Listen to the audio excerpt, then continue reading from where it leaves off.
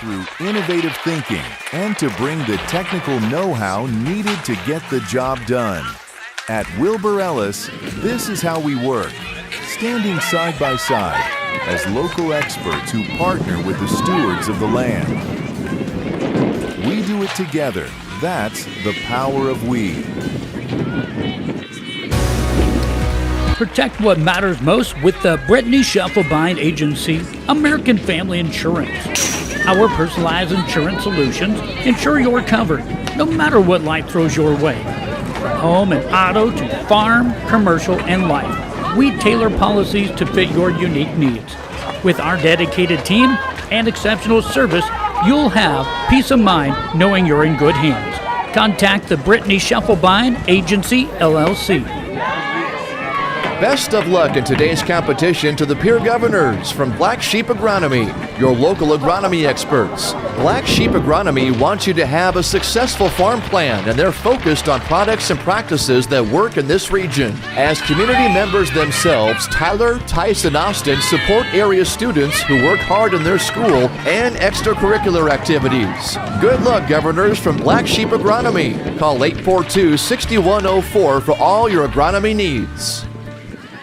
Stay in a beautiful Black Hills vacation home, the Summit on Dancing Sky near Leeds, South Dakota, in the popular Powder House Pass development. It's a modern rustic design with over 5,000 square feet, 6 bedrooms, and 5 baths for you to enjoy. You'll get gorgeous views of the Terry Peak Mountain Range. There's a community pool to enjoy, and you're close to all the attractions like Deadwood, Sturgis, Spearfish, and a whole lot more. The Summit on Dancing Sky. Visit them at DancingSky.com.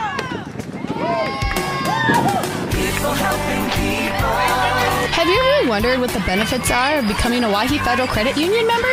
At Owyhee Federal Credit Union, we reinvest profits in you. We do this in the form of lower interest rates, higher dividends, and low to no fees. So come check us out or come in at 221 East Pleasant Drive in Pierre, because at Owyhee Federal Credit Union, we treat our members like they own the place because, well, they do. Owyhee Federal Credit Union.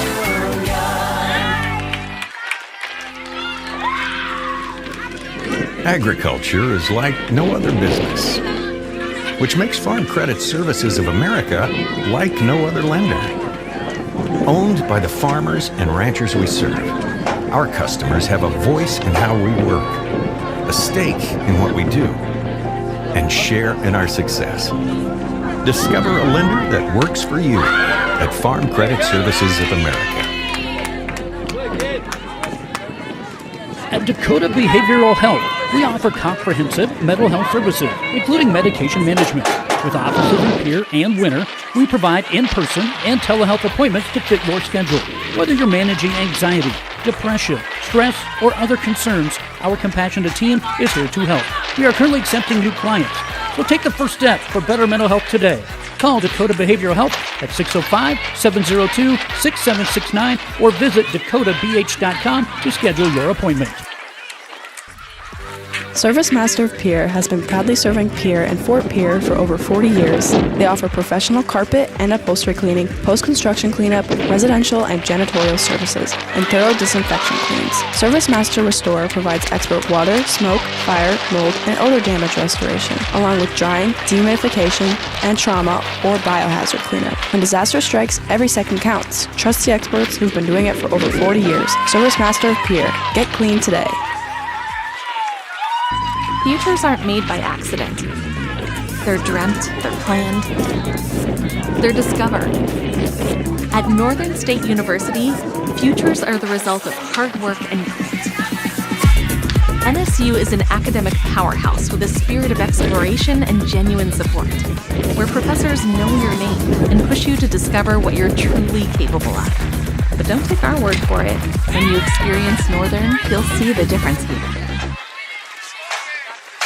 The best Western Ramkota Hotel in Rapid City supports all South Dakota student athletes and their families. They are conveniently located off Interstate 90, close to downtown and minutes from the beautiful Black Hills. The Ramkota offers sports and family-friendly rates. Guests can relax for free in the indoor water park. They have 36,000 square feet of banquet and meeting space, and the award-winning Minerva's Restaurant and Bar is located on site. Best Western Ramkota welcomes everyone to beautiful Rapid City, South Dakota. Need a boost? Want to start feeling better? Atlas Chiropractic in Winter now offers hyperbaric oxygen therapy. This state-of-the-art treatment increases tissue oxygen levels by over 1,200%, helping boost the body's natural healing processes by more than 70%. Hyperbaric oxygen therapy can help with sports injuries, nerve and brain injuries, including concussions, vascular and blood vessel issues, fibromyalgia, and other inflammatory conditions. This treatment is FDA approved and research proven. Visit Atlas Chiropractic in Winter, home to one of the few heart chambers in the state of South Dakota. Call today and start maximizing your healing. It's out there waiting for you, ready to spring up out of nowhere. Yep, it's your lawn. And if your mower doesn't cut it anymore, head over to Grossenberg. Right now, it's Lawnmower Week, where you can get a great deal on a John Deere lawn tractor or zero-turn mower. Their machine's built to last and deliver a beautiful cut, making them a long-term value. Stop in during Lawn Week and be sure to ask about special low-rate financing. Or shop online at grossenberg.com.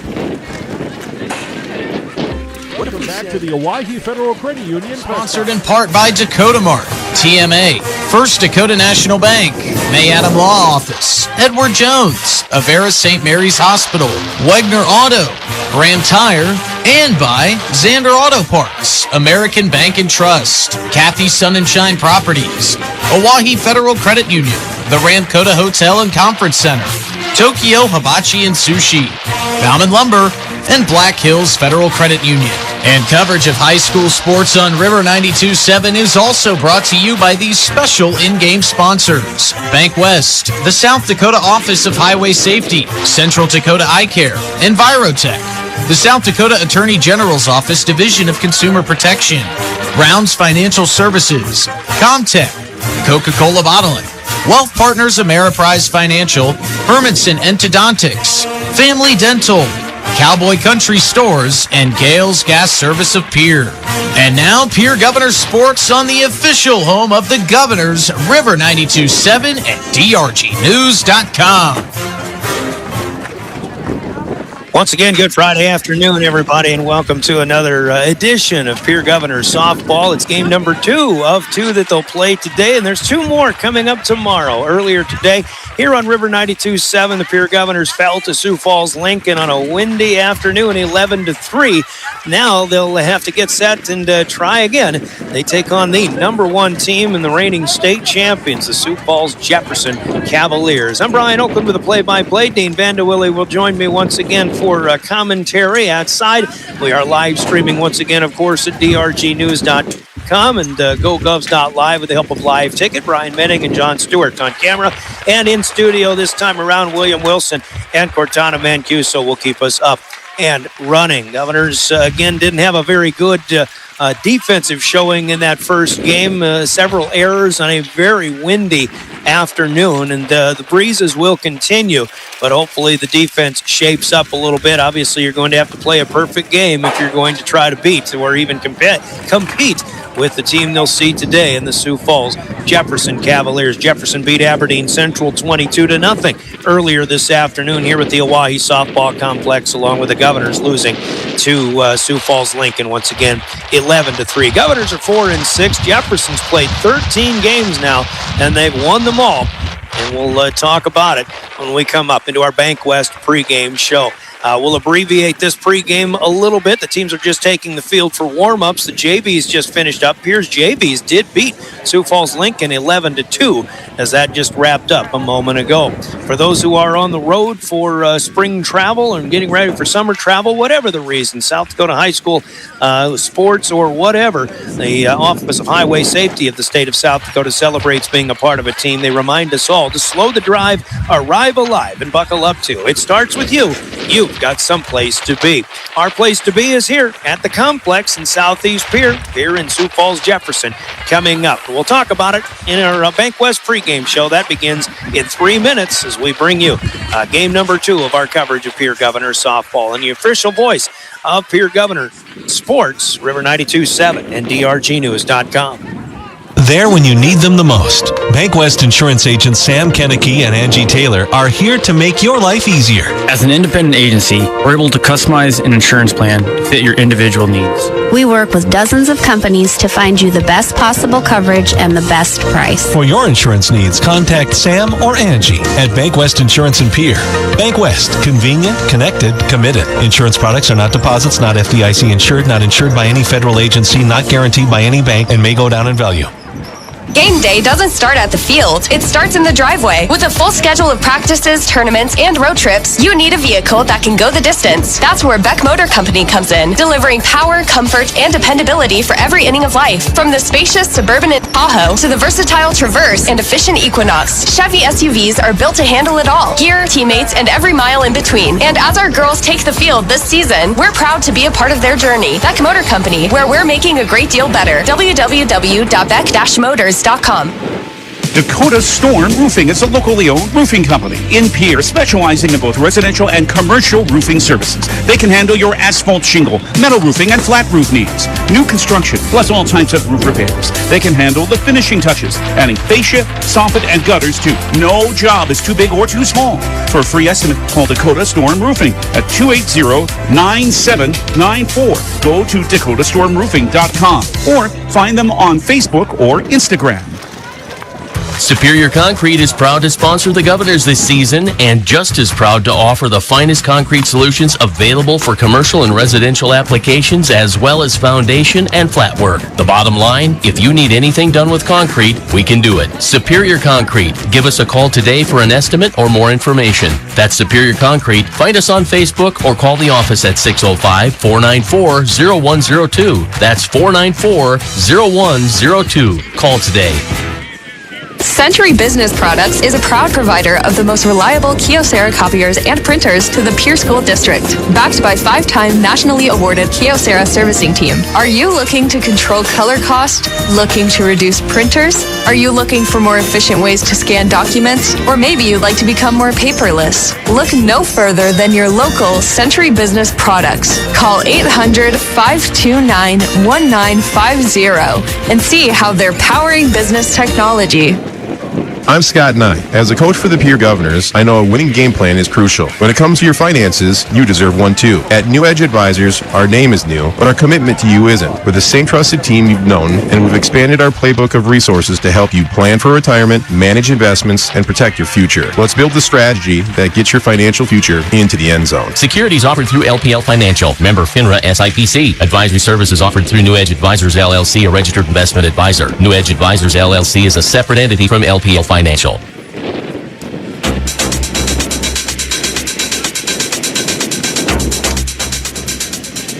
Back again for game number 2 at the Oahe Softball Complex. It's been windy. It's a little bit dirty down here, and now they decided that it's a good time to drag the field and to put a bunch of dust on our equipment. But this is our Bank West pregame show, as we'll talk about it. Beginning with Keys to Success. Keys to Success sponsored by Central Dakota Eye Care in Pierre. And Dean Vandewille once again joining us for the call on this one. And Dean, once again, for anybody that would have that might have missed that first game today, you had Pierre and Sioux Falls Lincoln. I think, Pierre against Lincoln, that's got to be a team that they really should be comparing themselves to, I think, and certainly would want to compete with. It just didn't work out because the defense just had some problems with the win, and you can understand the problems that they had, and and the human errors and certainly the physical mistakes that were made in that loss. But the opponent's playing in the same conditions, and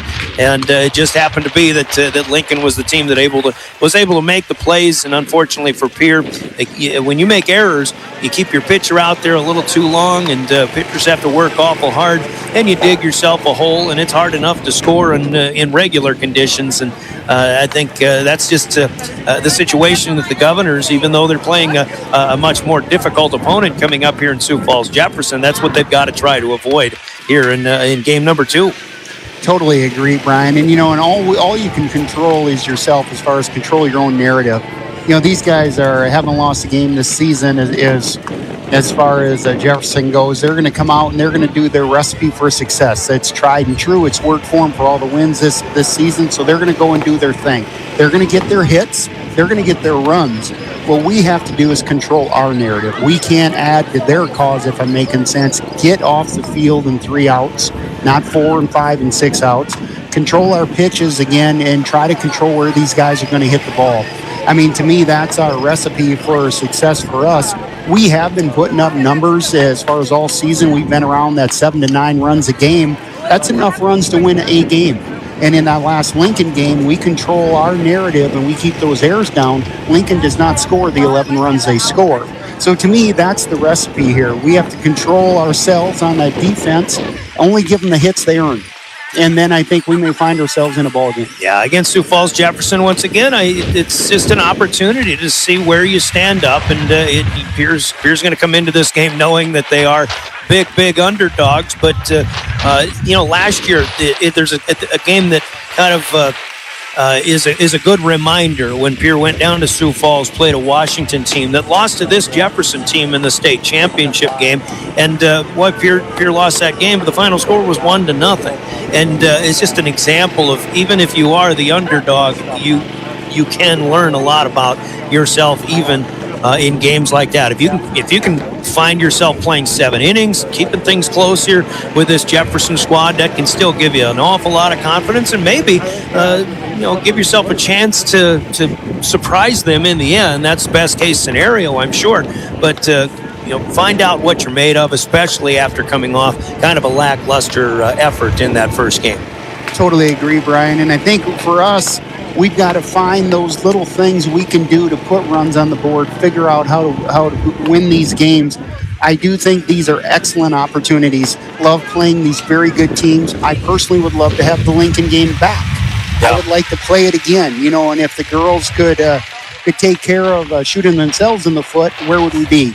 So when they put those games together, you're going to see them competing. And for everyone listening out there, I think the girls are playing better ball than the score indicates. Yep. It's just if they could hold it together and not do those things that contribute to the other teams getting additional outs per inning, if that makes sense. So many ifs and things like that. But I guess keys to success are get to the end of the game and don't be talking about ifs. there's a new key to success. The keys to success in our broadcast are brought to you by Central Dakota Eye Care in Pierre. We'll talk more keys along the way as well. And it looks like we've got a pretty full length warm-up period for both teams on the field. So we will still have an opportunity to give you a full view of the starting lineups, which we will do coming up next. We can give you an updated look at the power rankings and things like that. Pierre came in number 13. Jefferson, of course, number 1 with their 13-0 mark. Coming up, more to our Bank West pregame show after this 3-minute timeout. Once again, thanks to Central Dakota Eye Care for keys to success. Your Envirotech starting lineups will be coming up next. This is Pierre Governor Softball. Regular comprehensive eye exams yearly are the key to finding eye problems before symptoms appear. Hi, this is Dr. Mike Bartlett. I've joined the team at Central Dakota Eye Care, continuing to provide the same high-quality care you've come to expect. I've been seeing patients here in Pierre for 30-plus years, and I look forward to welcoming you to my new location. Call us today.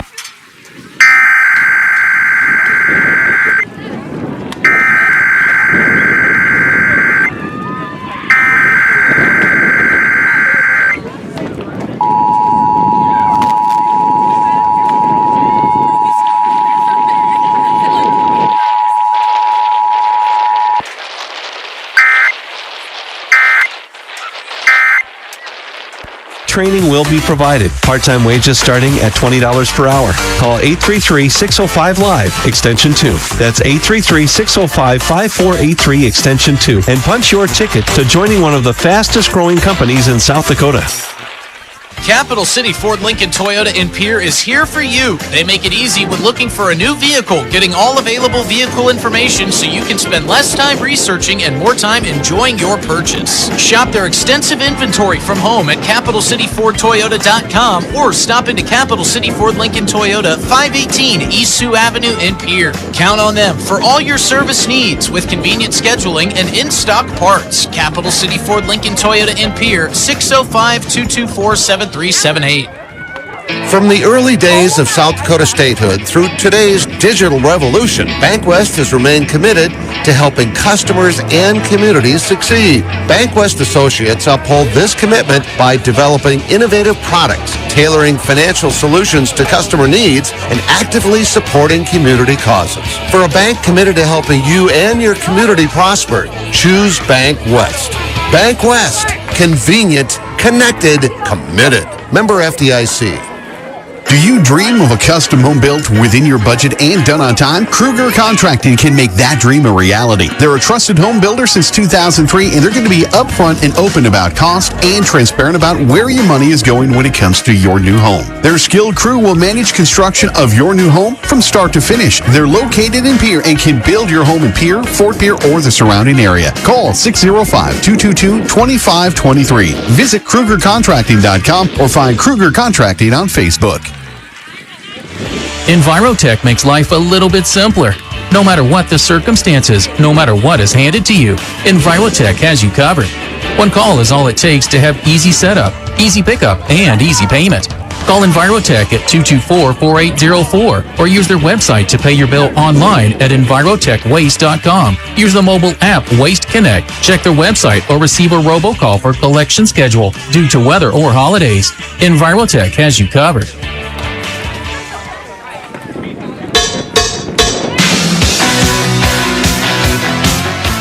Back at the complex in Southeast Pierre and hearing from Envirotech, it's time to give you today's start lineups. Brought to you by Envirotech in Pierre. We'll start with the visiting Sioux Falls Jefferson Cavaliers, as leading off and playing shortstop will be Macy Bryant, and then playing in the second base spot and batting second, Lauren Bullis for the Cavaliers. Pitching and batting third, Taya Devricks. Cleanup hitter is their catcher, Brooklyn Herrera.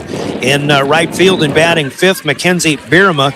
They'll have a designated player batting sixth today. That will be Aaliyah Johnson. Batting seventh and playing third base, Bella Sorum.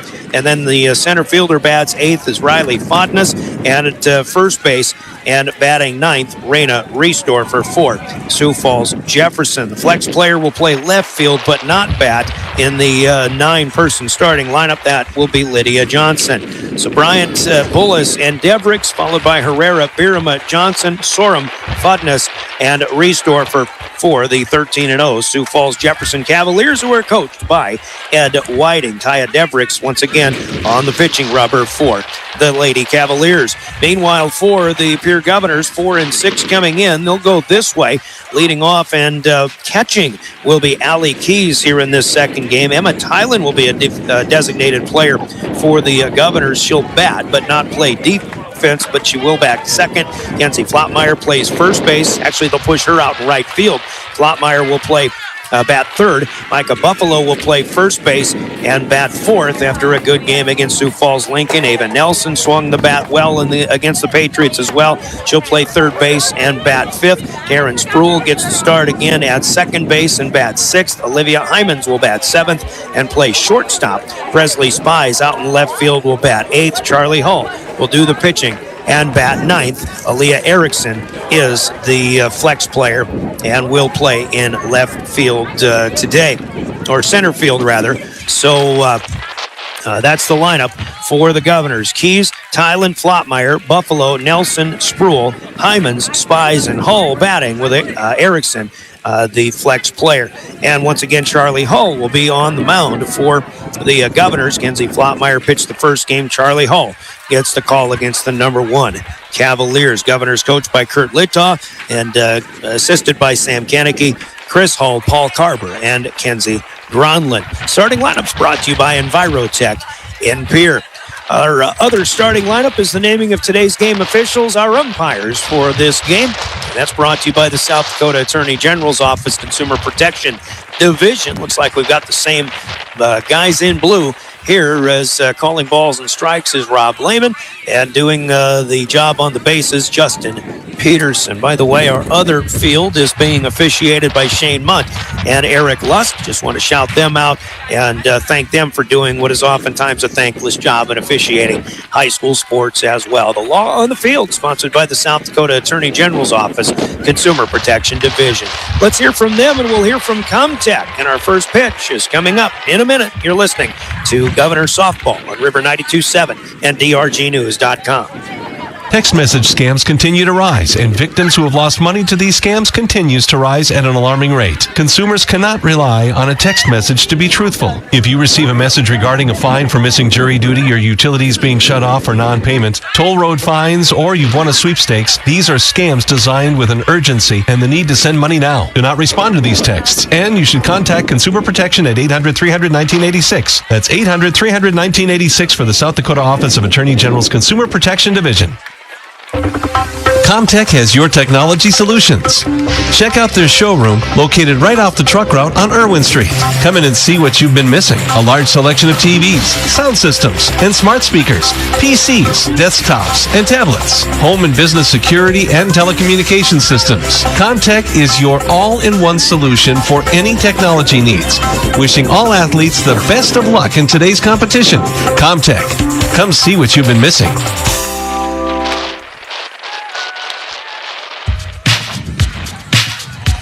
Comtech with the first pitch coming up. The Governor's in the field. Charlie Hull getting her warm-up tosses here before the top of the first inning. And once again, we'll remind fans, as we try to remind ourselves, to be paying attention and keep listening and keep watching as well for our Right on the Money highlight plays. Highlight plays, hopefully to be turned in by the home team, but highlight plays by anybody when you're right on the money.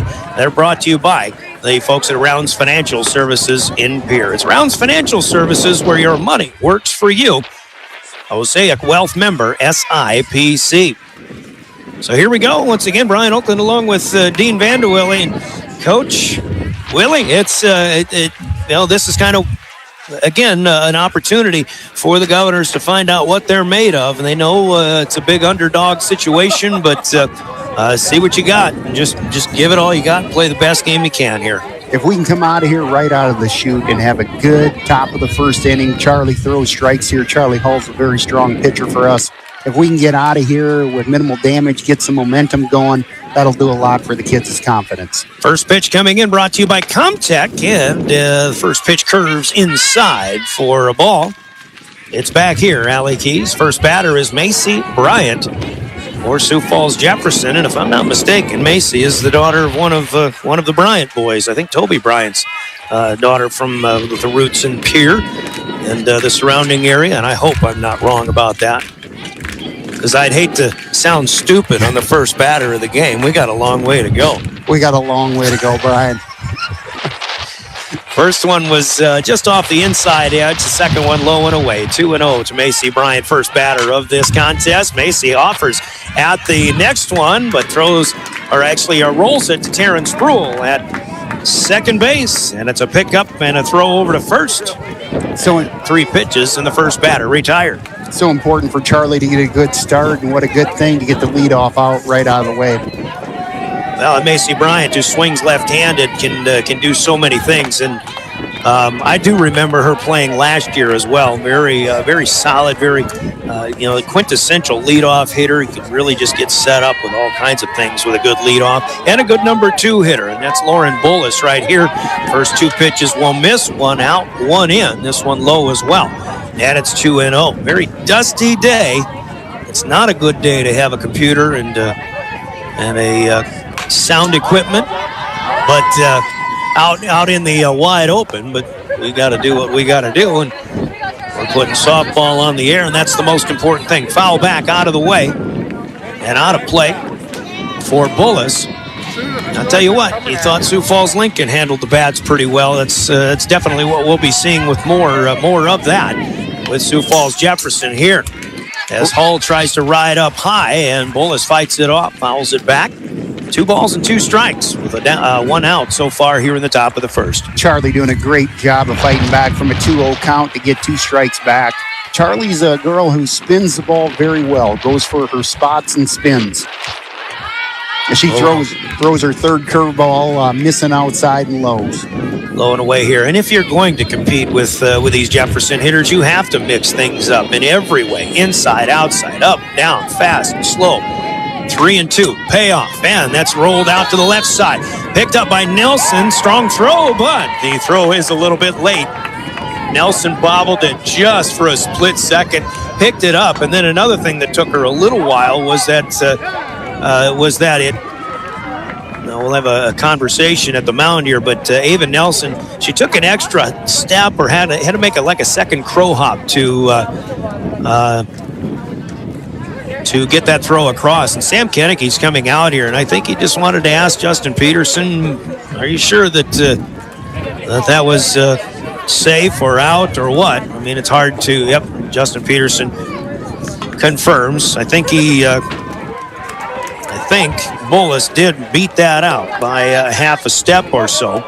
We'll give an infield single on that play. Lauren Bullis with a one-out base runner for the Cavaliers. Taya Devricks is the pitcher, and she will bat third. Jefferson, Bullis faked a run for second base, but got about 3 or 4 steps off and retreats back. First pitch is high from Charlie Hull. Second one up, and another hard starting effort there by Bullis. And all that does is really gives the defense more to think about rather than just trying to throw strikes here as far as the pitcher's concerned. So it's 2 balls and no strikes to Devricks. And she'll fight one off and foul it out of play. Yeah, they're making like they're stealing every single pitch. And again, trying to get the defense thinking more about that and potentially inducing an error. And eventually they'll lull you to sleep, and when they do go, then you're not ready for it. 2-1. Bullis stays at home once again at first base, but Charlie Hull misses low and in the dirt. So 3 balls and 1 strike. A hitter's count to a good hitter. And Taya Devricks, the pitch, and she'll send it out to center field straight away, and this is over the head, and this one's off the fence.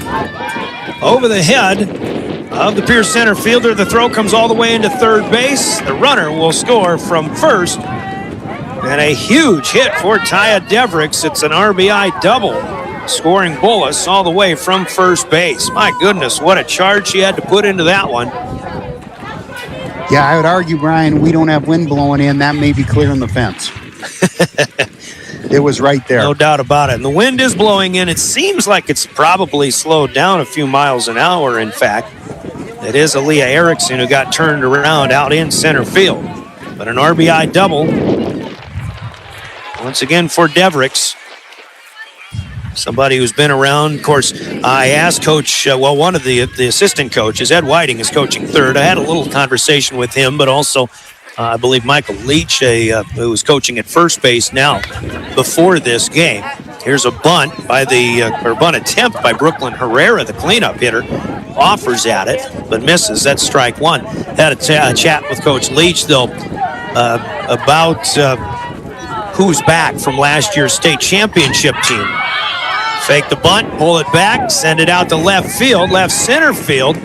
Catch is made. Devricks going for third. This is a courtesy runner, actually, for the pitcher, Devricks, and she will make it to third base, but the play is made by Presley Spies out at left center field. The flyout is out number 2. Jefferson leading 1-0, by the way.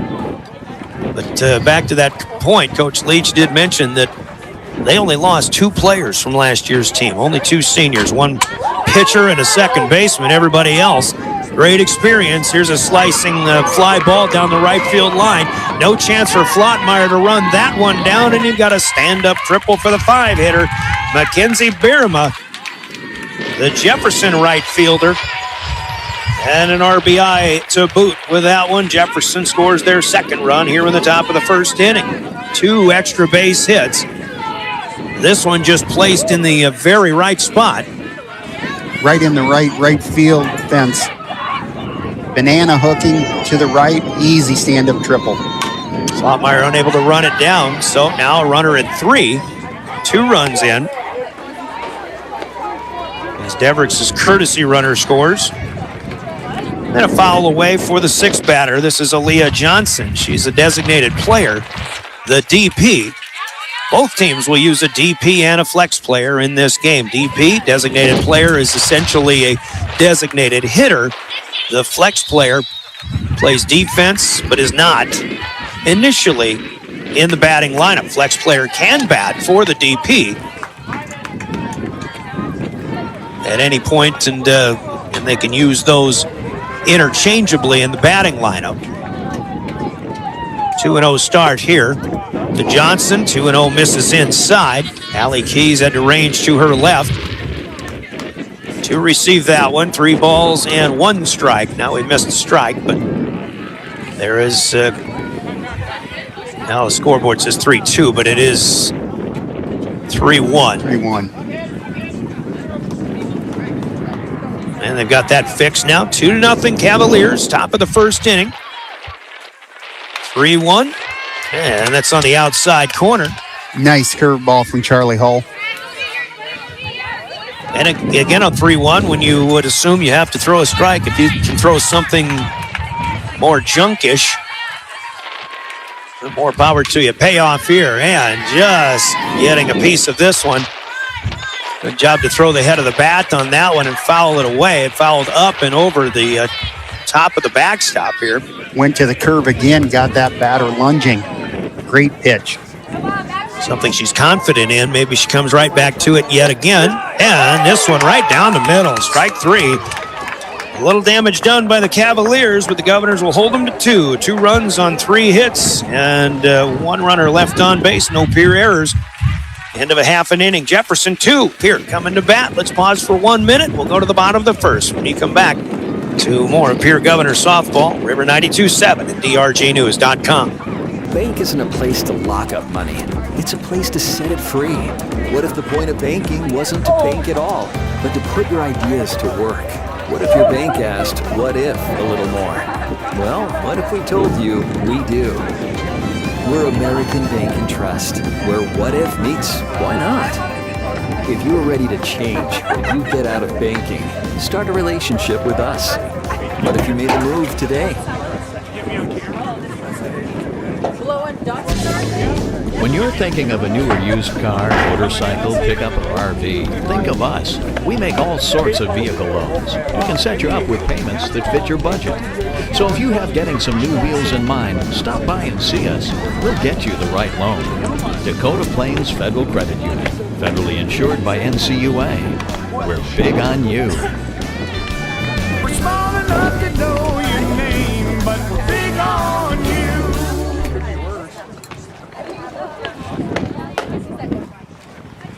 Welcome back to the Owyhee. We're at the Owyhee Softball Complex.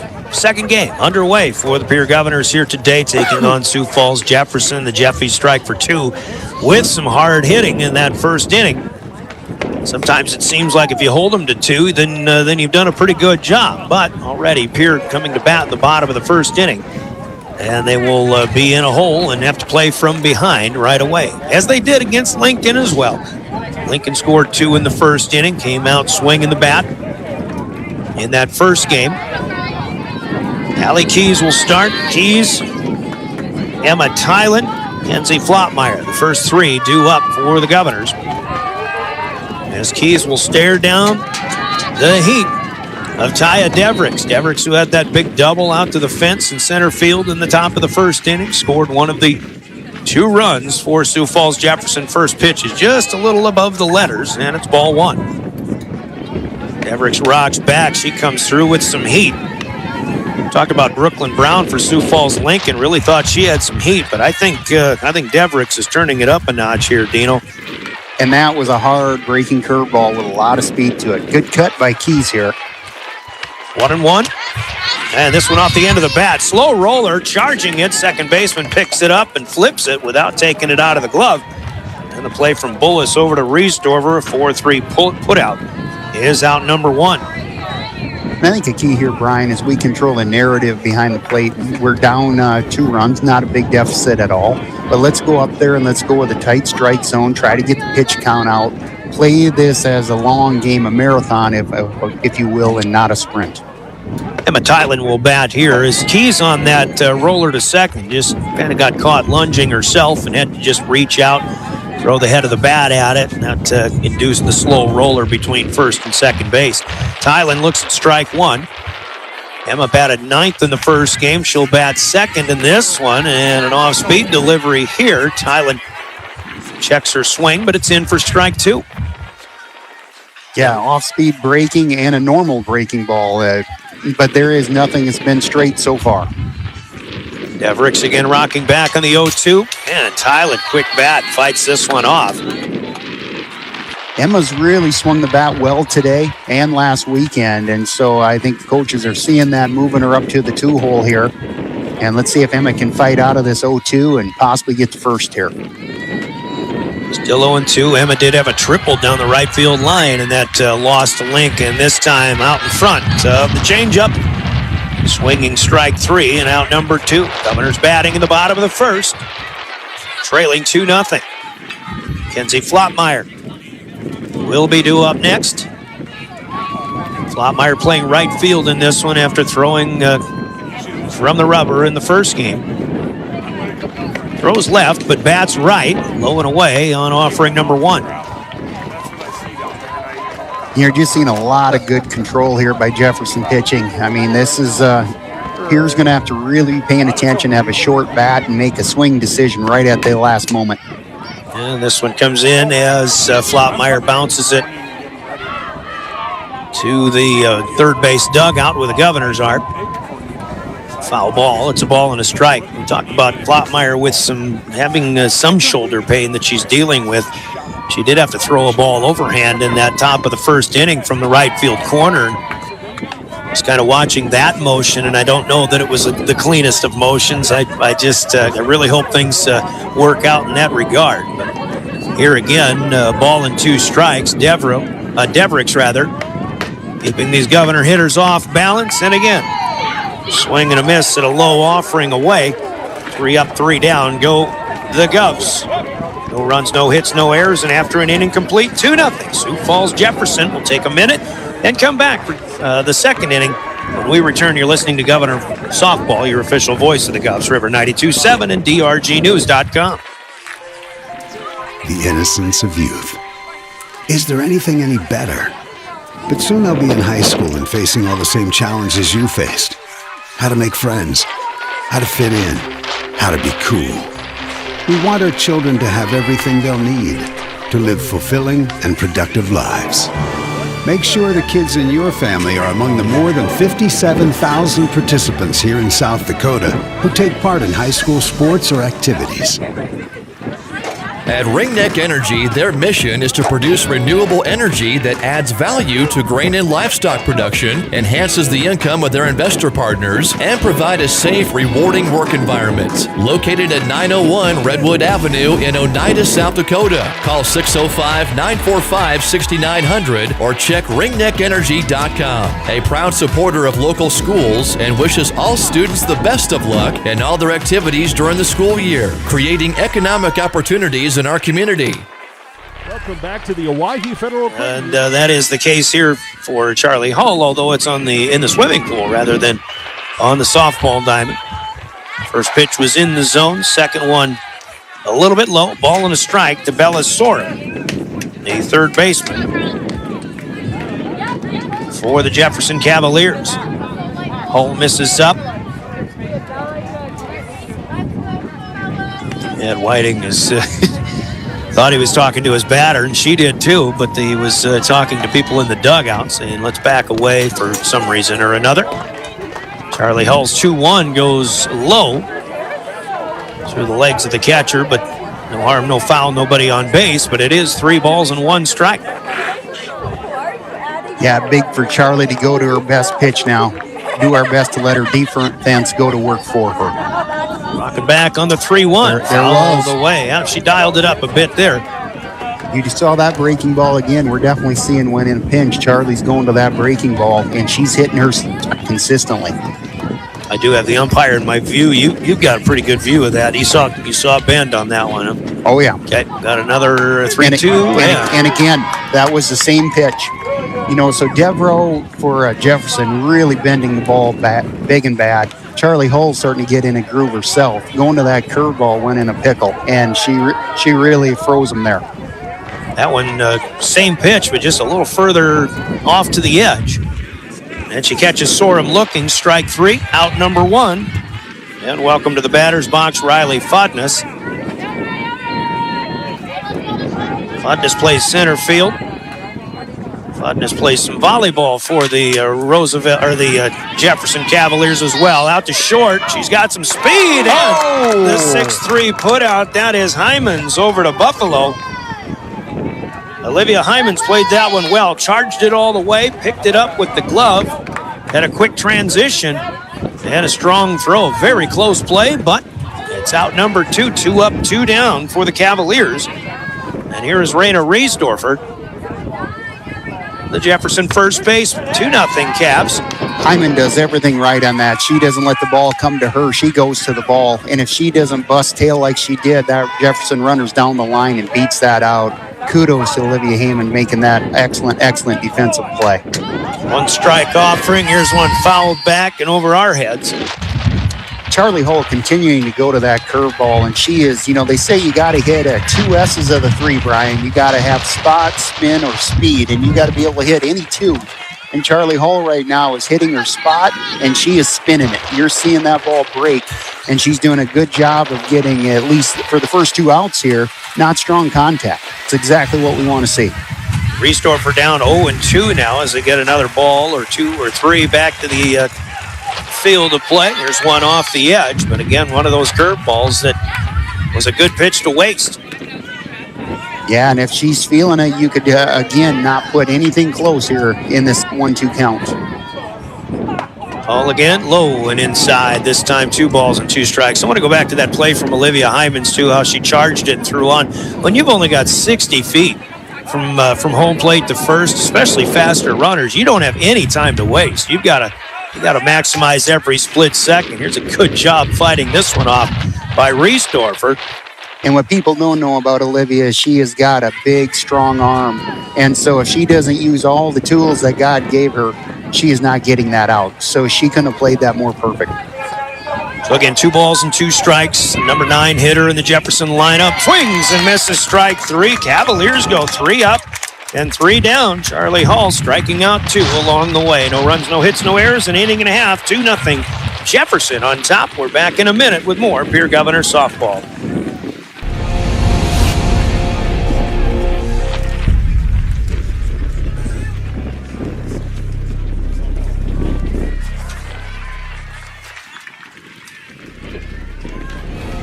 Pests don't wait, and neither should you. At Olson's Pest Technicians, we've been protecting homes and businesses for over 55 years. From bats in the attic to rodents in the walls, ants in the kitchen, termites underground, even swarms of mosquitoes. We've seen it all, and we handle it all. With expert technicians, ethical treatments, and service across South Dakota, Nebraska, and Iowa, you can count on Olson's to get the job done right. Contact us today at Olson's Pest Technicians. Family-owned, community-trusted.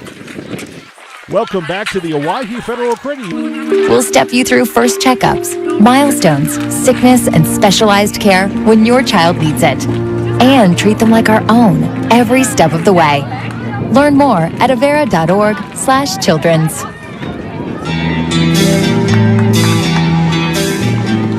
A good top of half of the inning for the Pierre Governors defensively. We'll see if their offense can come to life here in the bottom half. Welcome back to the Owyhee Softball Complex. We are on the eastern half of the complex.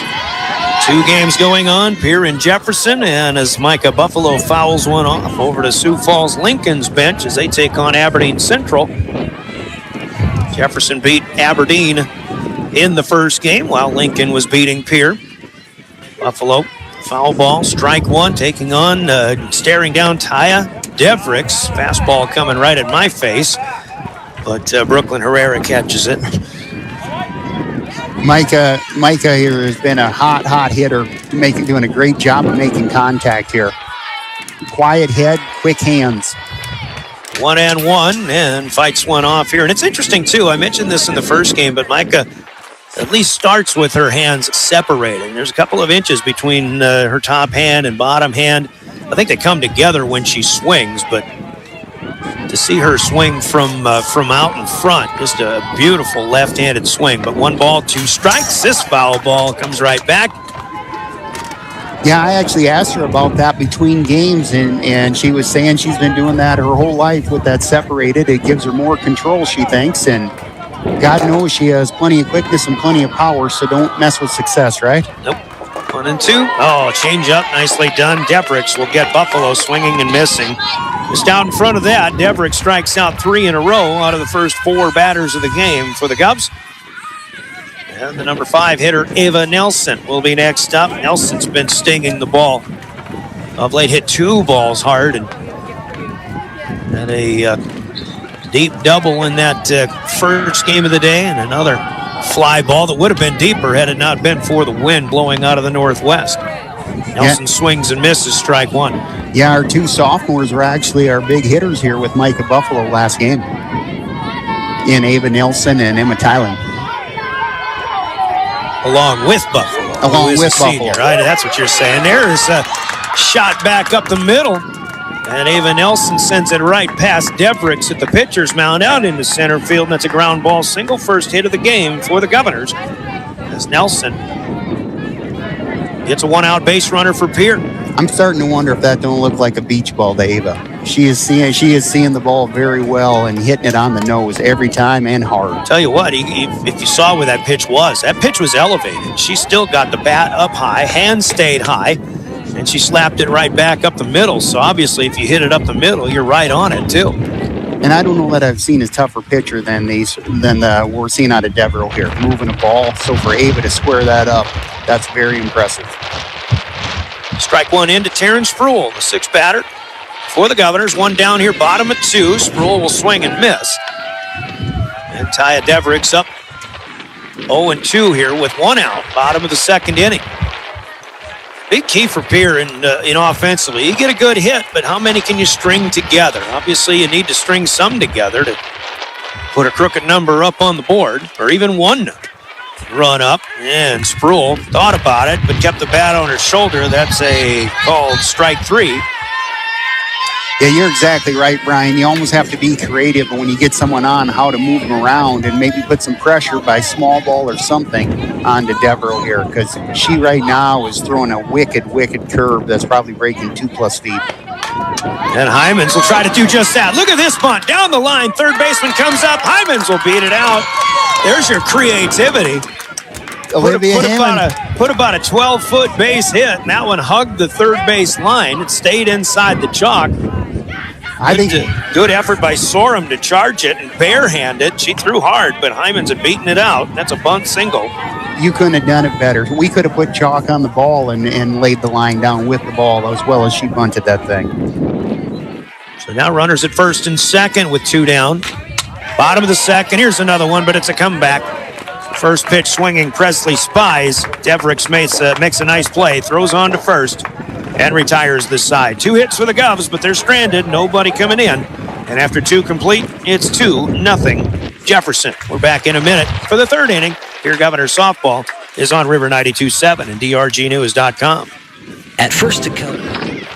Wow, Bill, you're walking so much better. What did you do? Well, I got so tired of the pain and nearly fell. And one of my friends recommended physical therapy at Winter Physical Therapy. And you know what? My back also stopped hurting. Huh. So how did you get started? My doctor wrote me a referral, but that's not always needed. Turns out you always have a choice where you want to go. So why did you choose Winter Physical Therapy? I love to support our locally owned small businesses, and quite frankly, they give great personalized care. Winter Physical Therapy. Exceptional care.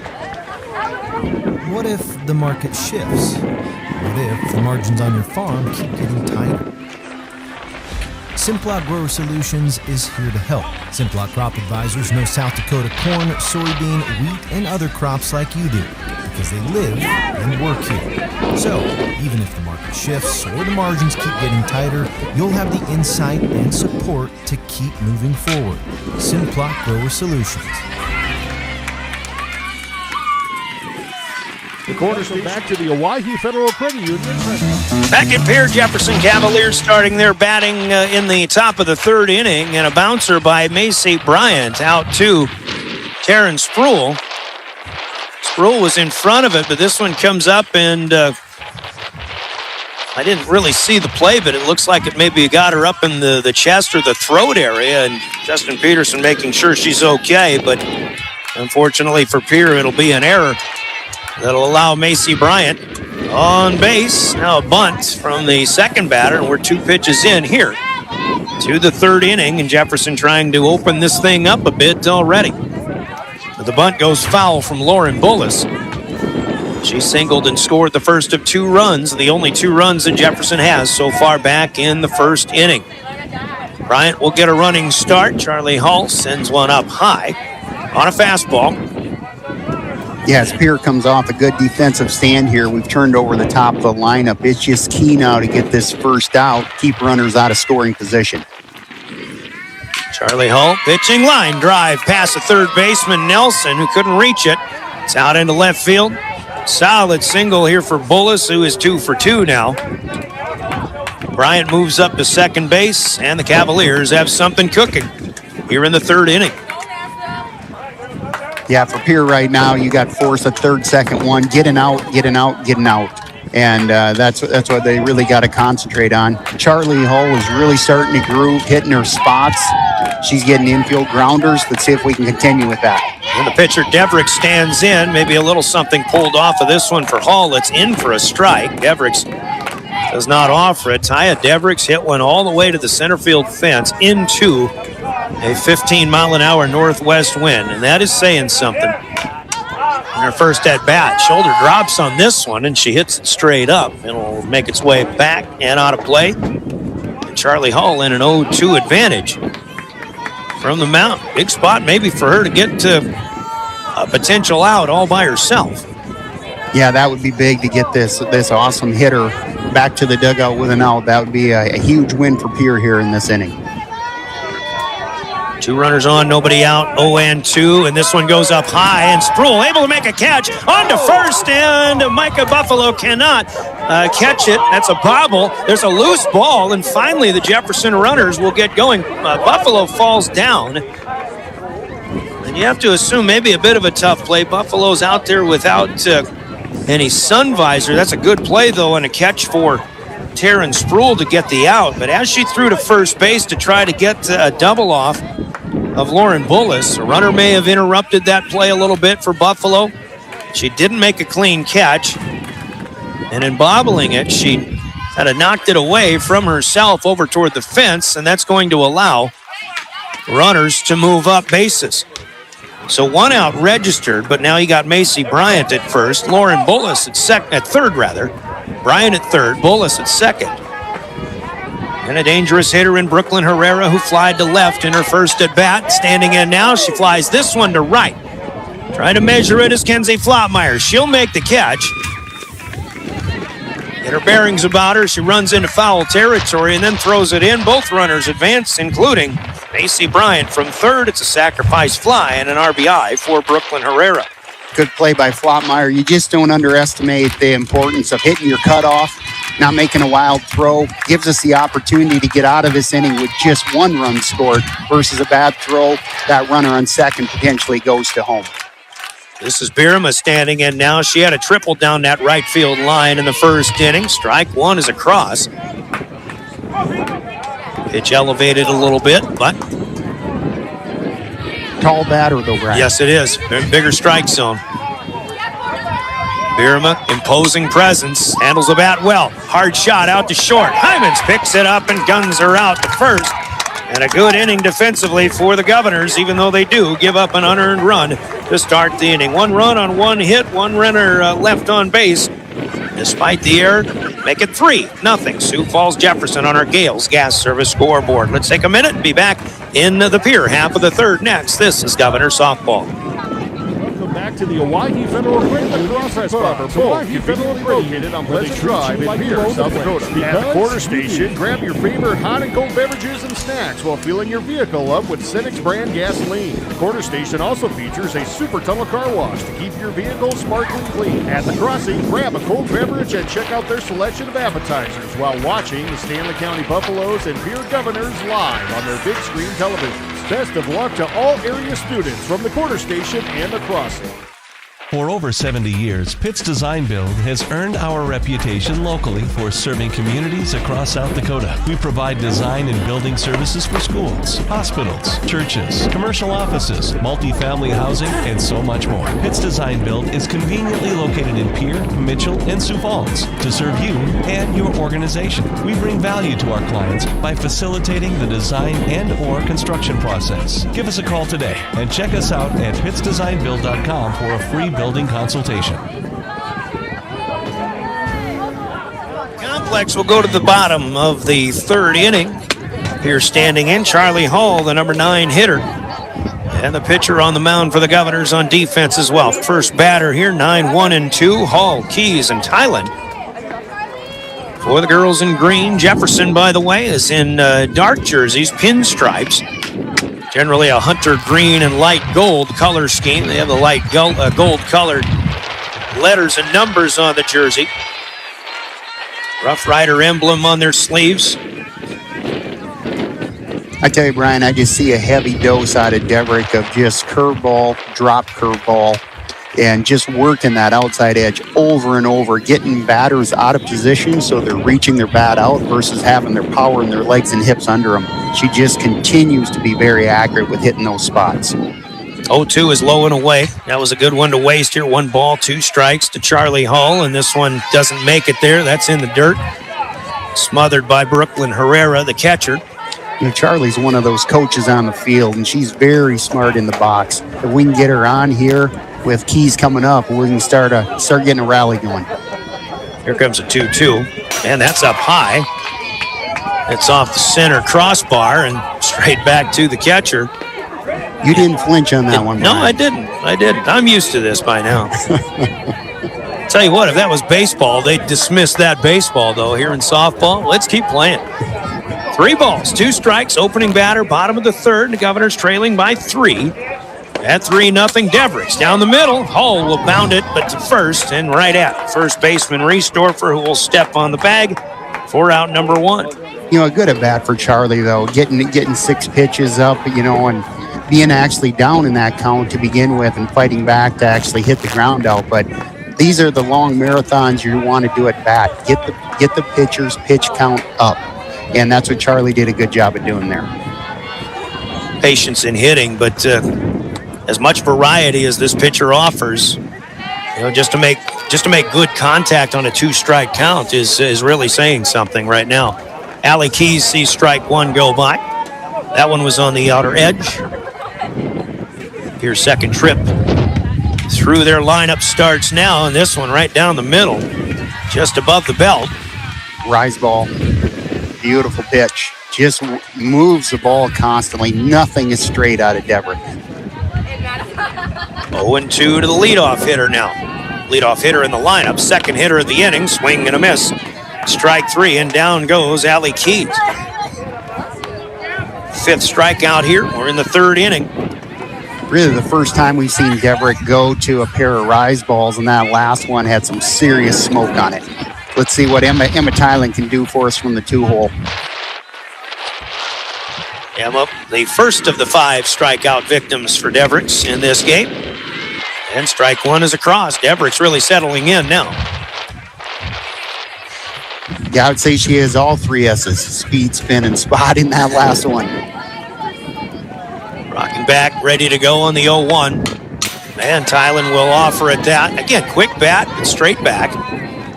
We've seen that all day out of Emma, just real quick hands, attacking, no fear. She's had some really good cuts here all day. Tylen in protect mode now. On the 0-2, and that one rises up too high. 1 ball, 2 strikes.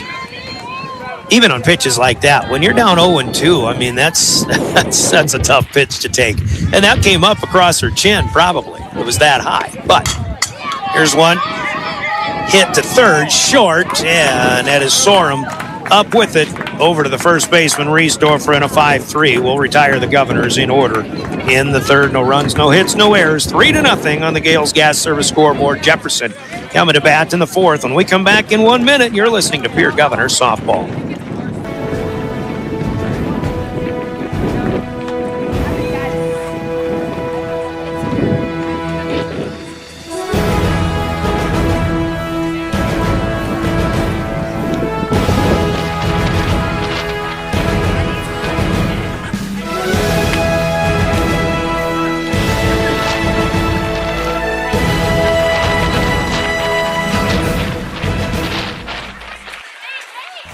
Media Group Sports is the official voice of the Pierre Governors. Our hash mark over the middle and wide open at the 30-yard line. Carter shuffle by and touchdown.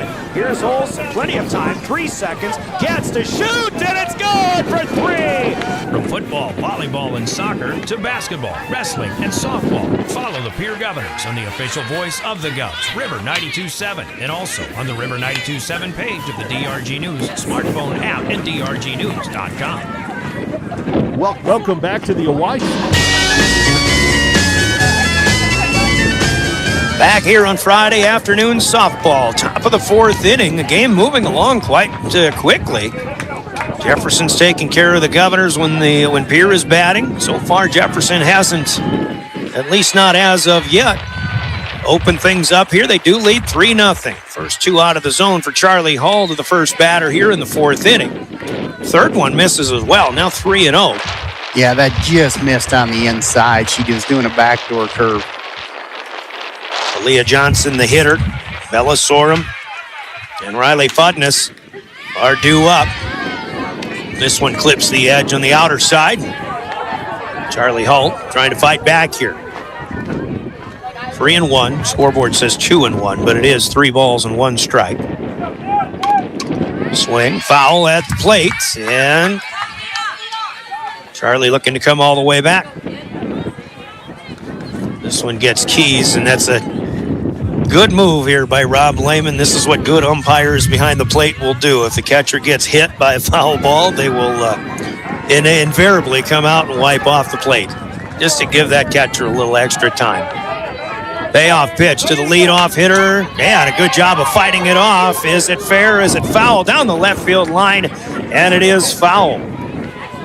What a good mix of pitches by Charlie. She's been working that outside edge, fighting back, and she came back with a screwball, got her right on the hands. Weak blooper, foul territory in third. So Charlie Hall doing a great job at hopefully being able to dig herself out of this hole here. I got to give credit to the batter, too. Johnson with that pitch riding inside. The way she swung that, still got enough of the head of the bat on it. Here she'll hit one, but hook it even more. Further foul down that left field line. That last one, really just, definitely a handcuff, but a good job of getting the barrel of the bat on it nonetheless and muscling it out there. It was about 20, 25 feet out into left field, and this one pretty much the same. But this last one, a little more of the bat, and this time Charlie Hull just buckled Johnson, as that is strike 3 looking. Were we in a 3-0 on that, Brian? It was 3-0 all the way back. She threw 4 straight strikes, in fact, with a couple of foul balls. I tell you what, Charlie is starting to groove, and you can see the confidence building in the Pierre defense. First pitch swinging. Next batter, this is Sorum out to right field, and that's off the glove of Kenzie Flottmeyer. Again, having to range over to the line. Flottmeyer just got there. But a tough play, and that's off the glove. And that'll be a 2-base hit or error, however you would look at that. What do you think? There. Okay. It was a long run this time for Flottmeyer. Yeah, that's the hard thing. You always want to go to the ball, but you got to be going through the ball. Yep. Second error for the Governors in this contest. First one led to a run in the 3rd inning, or contributed to a Jefferson run. Jefferson leading 3-0. 1 out still. We're in the top of the 4th. And Riley Fodness, the center fielder, batting. She'll get around on this one and put one in between third base and the third base coaching box. Starting to see Charlie bring that curveball directly at batters now. She's getting confidence in how much it's breaking. It's handcuffing them. They're hitting rocket shots foul, but it's nothing but a strike. Ball and a strike here to Fodness, and she'll lay a bunt down. Nope, it's actually popped up straight back. That was more of a maybe an attempt to bunt for a hit. In this case, Fodness was out on a 6-3 putout in her first at bat on a close play. She's got the speed to beat out the ground balls. But down 1 ball, 2 strikes pop up. This is out of play also. lot of balls heading back. Unfortunately, here at the complex, the kids aren't getting $1 or whatever it is at the concession stand. They need to bring them right back in. So the kids aren't even going after them. That's what's happening today.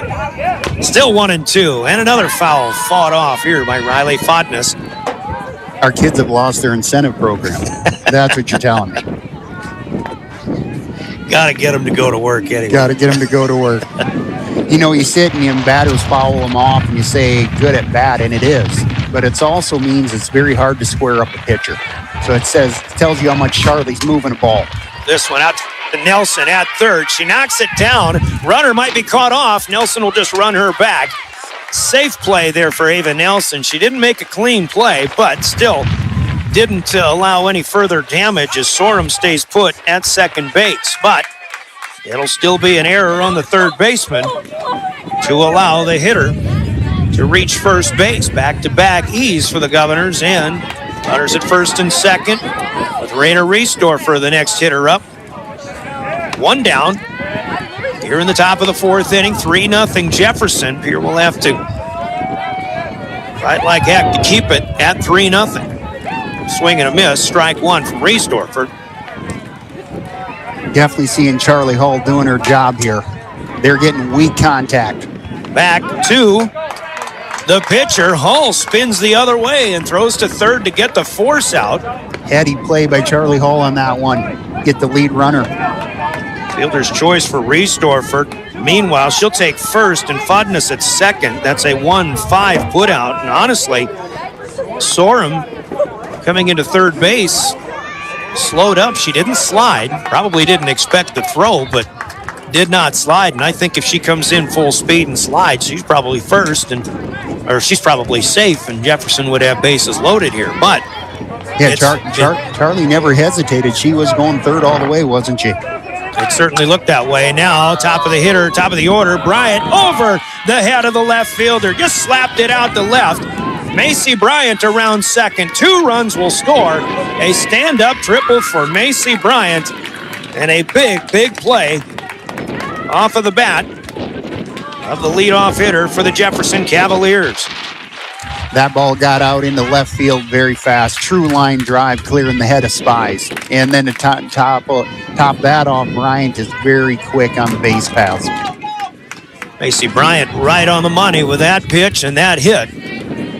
And again, into the wind, and that one sailed up over the head of Presley Spies, who really her feet just got caught in the mud, and she really couldn't get a good judge on that.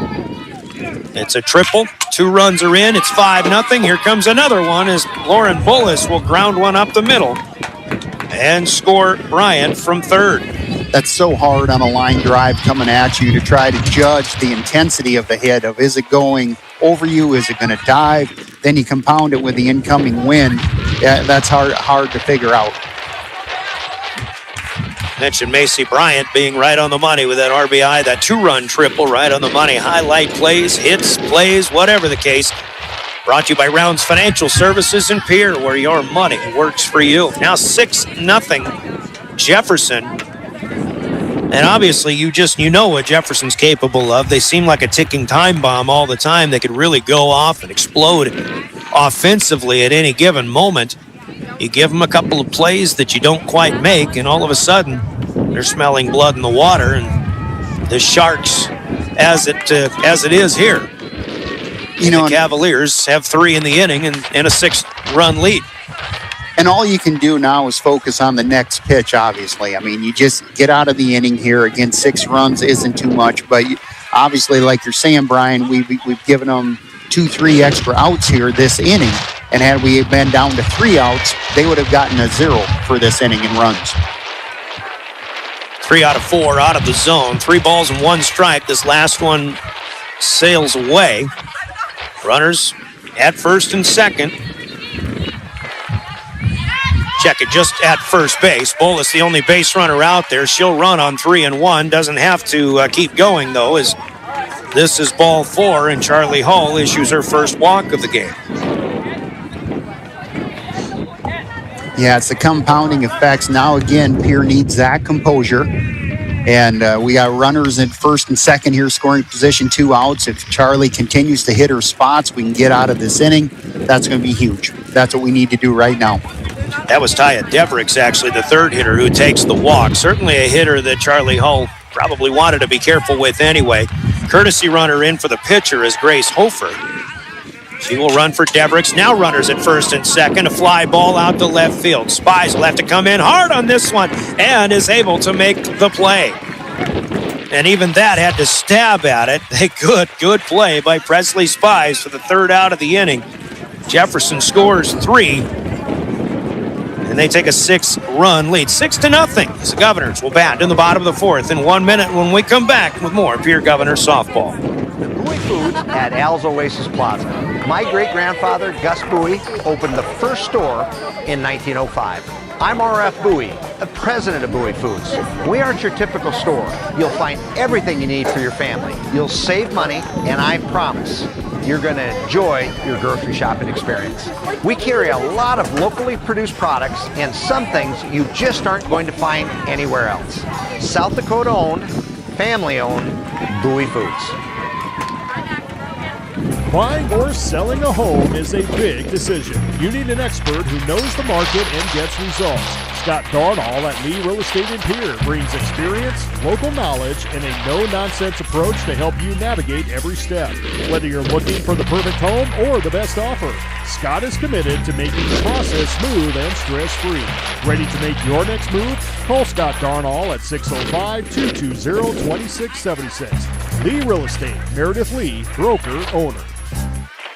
Welcome back to the Owyhee Federal Credit Union Press Box. Had a little extra time here in between innings. Welcome back. Catcher was the last batter, so she had to get geared up. As we'll come out in the bottom of the fourth inning.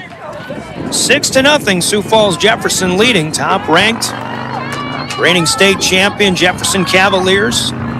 3 years of sanctioned balls so far. Sioux Falls Lincoln won the first 2 state titles. Sioux Falls Jefferson beat Sioux Falls Washington last year in the state championship game. And of course, those 2 teams that have won state titles since softball became a sanctioned sport in high school in South Dakota. Both of the opponents to the Pierre Governors today in Lincoln and Jefferson. Taya Devricks working against Kenzie Flottmeyer. The first pitch was across. Second one low and away. 1 ball, 1 strike. 2 in the first, 1 in the third, 3 in the top of this inning. The fourth inning for Sioux Falls Jefferson. Flottmeyer bangs one into the ground. Slow roller towards second base. Good charging play by Bullis, who will field and toss it over to first. Kenzie's a great hitter. She's very good at squaring up the ball. But the way Devricks is moving the ball inside to out, you saw that ball hit right on the end of the bat, which is a weak hit because you just got the plug in the end of the bat. So even when we're squaring it up now, we're hitting weak grounders just due to her moving that ball left to right across the plate. It's hard to get an aggressive swing when you literally are in the middle of your swing and have to change your mind on how you want to attack a swing or a pitch that's got some things going a little bit different. Yeah, you almost have to be as short and compact as you can, so you're making that decision at the last waking moment to swing in that bat. Buffalo fouled the first one off. Second one, she rises up high and fights it off. And it's 0-2. But you definitely see the value of pitchers and placement and controlling the narrative of a game, because Pierre has struggled here to square one up other than the Ava Nelson hit up the middle. 0-2 to Micah Buffalo with an out so far. String pulled a little bit, and Buffalo fights this one off as well. Hits it off of the light structure here. Boy, I'd argue that no one has fouled off more pitches than Micah Buffalo. She is a tough out. Over the course of the season. Season, yeah. She just sees the ball well. Still 0-2. Devricks. And this one shoots past Sam Kinnicky, coaching at third. We're almost minus a coach on that one, Brian. Mike has got some serious power and quickness, so Yeah, we may want to put Sam out there with a glove, little self-defense. You know, if he has to leave, then you probably got Chris Hull coaching at first, running the show, and I just don't think that's a good thing as far as the Govs are concerned. We got to wish things stay as is. Yeah. Mike continuing to have a great at-bat here. Sees one go low. Change-up. Dropped off the table. 1 ball, 2 strikes. And that, off the edge, but it clips the black, and Micah Buffalo down looking here on a strikeout. 2 up, 2 down in the 4th for the Governors. And Nelson, who has 1 of 2 hits for the Governors, coming up next. This middle of the lineup for Pierre continues to be consistent no matter what game we play, as we're in, I think, our 10th game or 10th or 11th of the season. This middle continues to produce, and Ava Nelson's been a core contributor in RBIs and hits. She leads the team in hits and RBIs. The sophomore has definitely settled in to be some backbone to our offensive threat. Swing and a miss on strike 1. Swing and a miss, strike 2, and a straight change that fools Nelson here. And again, you're left guessing in a 2-strike situation on what pitch you might see.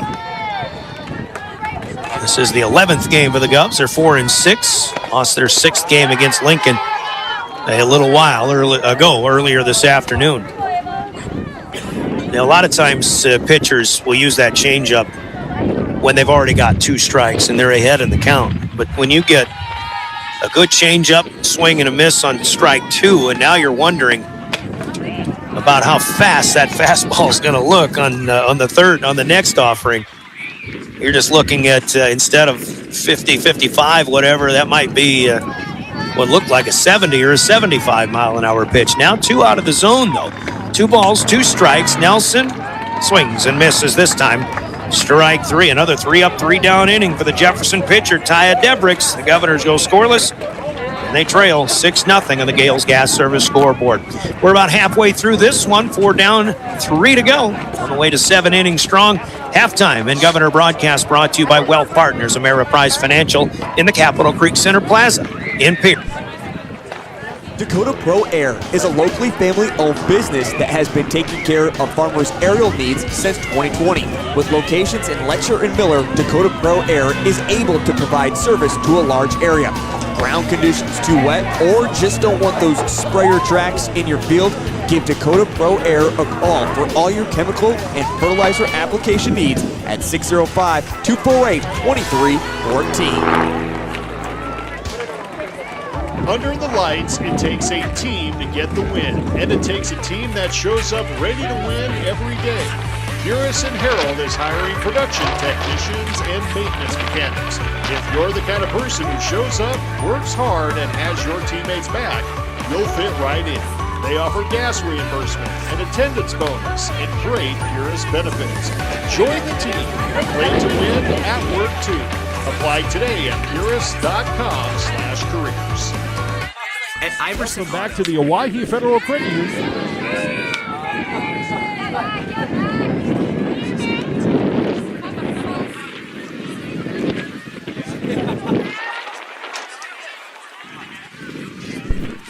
Six and 7 hitters for the Roosevelt or the Roosevelts tomorrow. This is a Sioux Falls Jefferson, and Biramuk pops one out into shallow right field. Kenzie Flopmeyer, I think, battling the sun and then battling the wind, unable to get to it, and then it bounces away from her, and Biram has got a lead-off double here to start the Jefferson half of the 5th inning. Yeah, Charlie's putting the ball right where she wants. What you couldn't ask for more. A to-the-sky fly ball, but the wind's moving it, and a right-hander's cutting that ball, so it's peeling, if I'm making sense, to the first baseline. And, yeah, like Brian's exactly right. When that landed, it must have kicked Brian 10 feet to the side. Looks like Ed Whiting might be putting in a pinch hitter here. Number 12. I don't have a number 12 on my roster. I wrote a 22 down. Wondering if that was supposed to be a 12. Oh, this is Lydia Johnson. Oh, Lydia Johnson is the flex player. I had her in the 10 spot. So Johnson's going to get an at-bat here. And she is batting for Aaliyah Johnson, who is the DP. Mentioned earlier that DP and flex can interchange. So Lydia Johnson, first pitch, that's off the edge. Johnson, in this case, a left-handed batter. Only Macy Bryant that we've seen so far, also left-handed for Jefferson. There's one that comes back across the plate, actually misses inside. Good looking pitch there. 2-0 here for Charlie Hall. A leadoff double for Mackenzie Birima. She stands at second base, and again the Governors will have to go in damage control mode. Shot past Micah Buffalo. Lydia Johnson with a base hit. Birima will score easily, rounding third and heading for home. Scoring from second base. 2 batters and a run in, and Lydia Johnson gets the job done and drives in a run. 7-0. Jefferson up by a touchdown now. Yeah, that ball was hit so fast, I don't think Micah almost really didn't get a chance to react. Another shot in the hole left side, and that's out into left field on the ground. And that'll be a base hit for Bella Sorum, who has her first hit of the day. Reached on an error on a ball that was not caught by Flottmeyer out in right field in her previous at-bat. So Jefferson with 3 straight hits. Kind of a critical time for Pierre right now that we need to get an out here. Shut this down. Yep. Ball will continue dealing. Little hop in the giddy up here, but Riley Fodness checks the swing, and it's ball 1 inside. Looks like whoever's on scoreboard duty has... Oh, I was going to say, forgotten about balls and strikes, but the ball is up on the board now. Fodness, not much on it, but just enough to get it through the left side hole again. And another run will score. Fodness hit this one right off the end of the bat. Will drive in Johnson from second base. And that's 4 straight hits. And the one thing really, talking about why Pierre needs to kind of get things done, get some outs. You could be facing, if Roosevelt keeps scoring, I'm sorry about that. If Jefferson keeps scoring, you might find them 10 plus, and then if you're Pierre, you'd be in a mercy rule situation when you bat in the bottom half of this inning. Try to avoid that.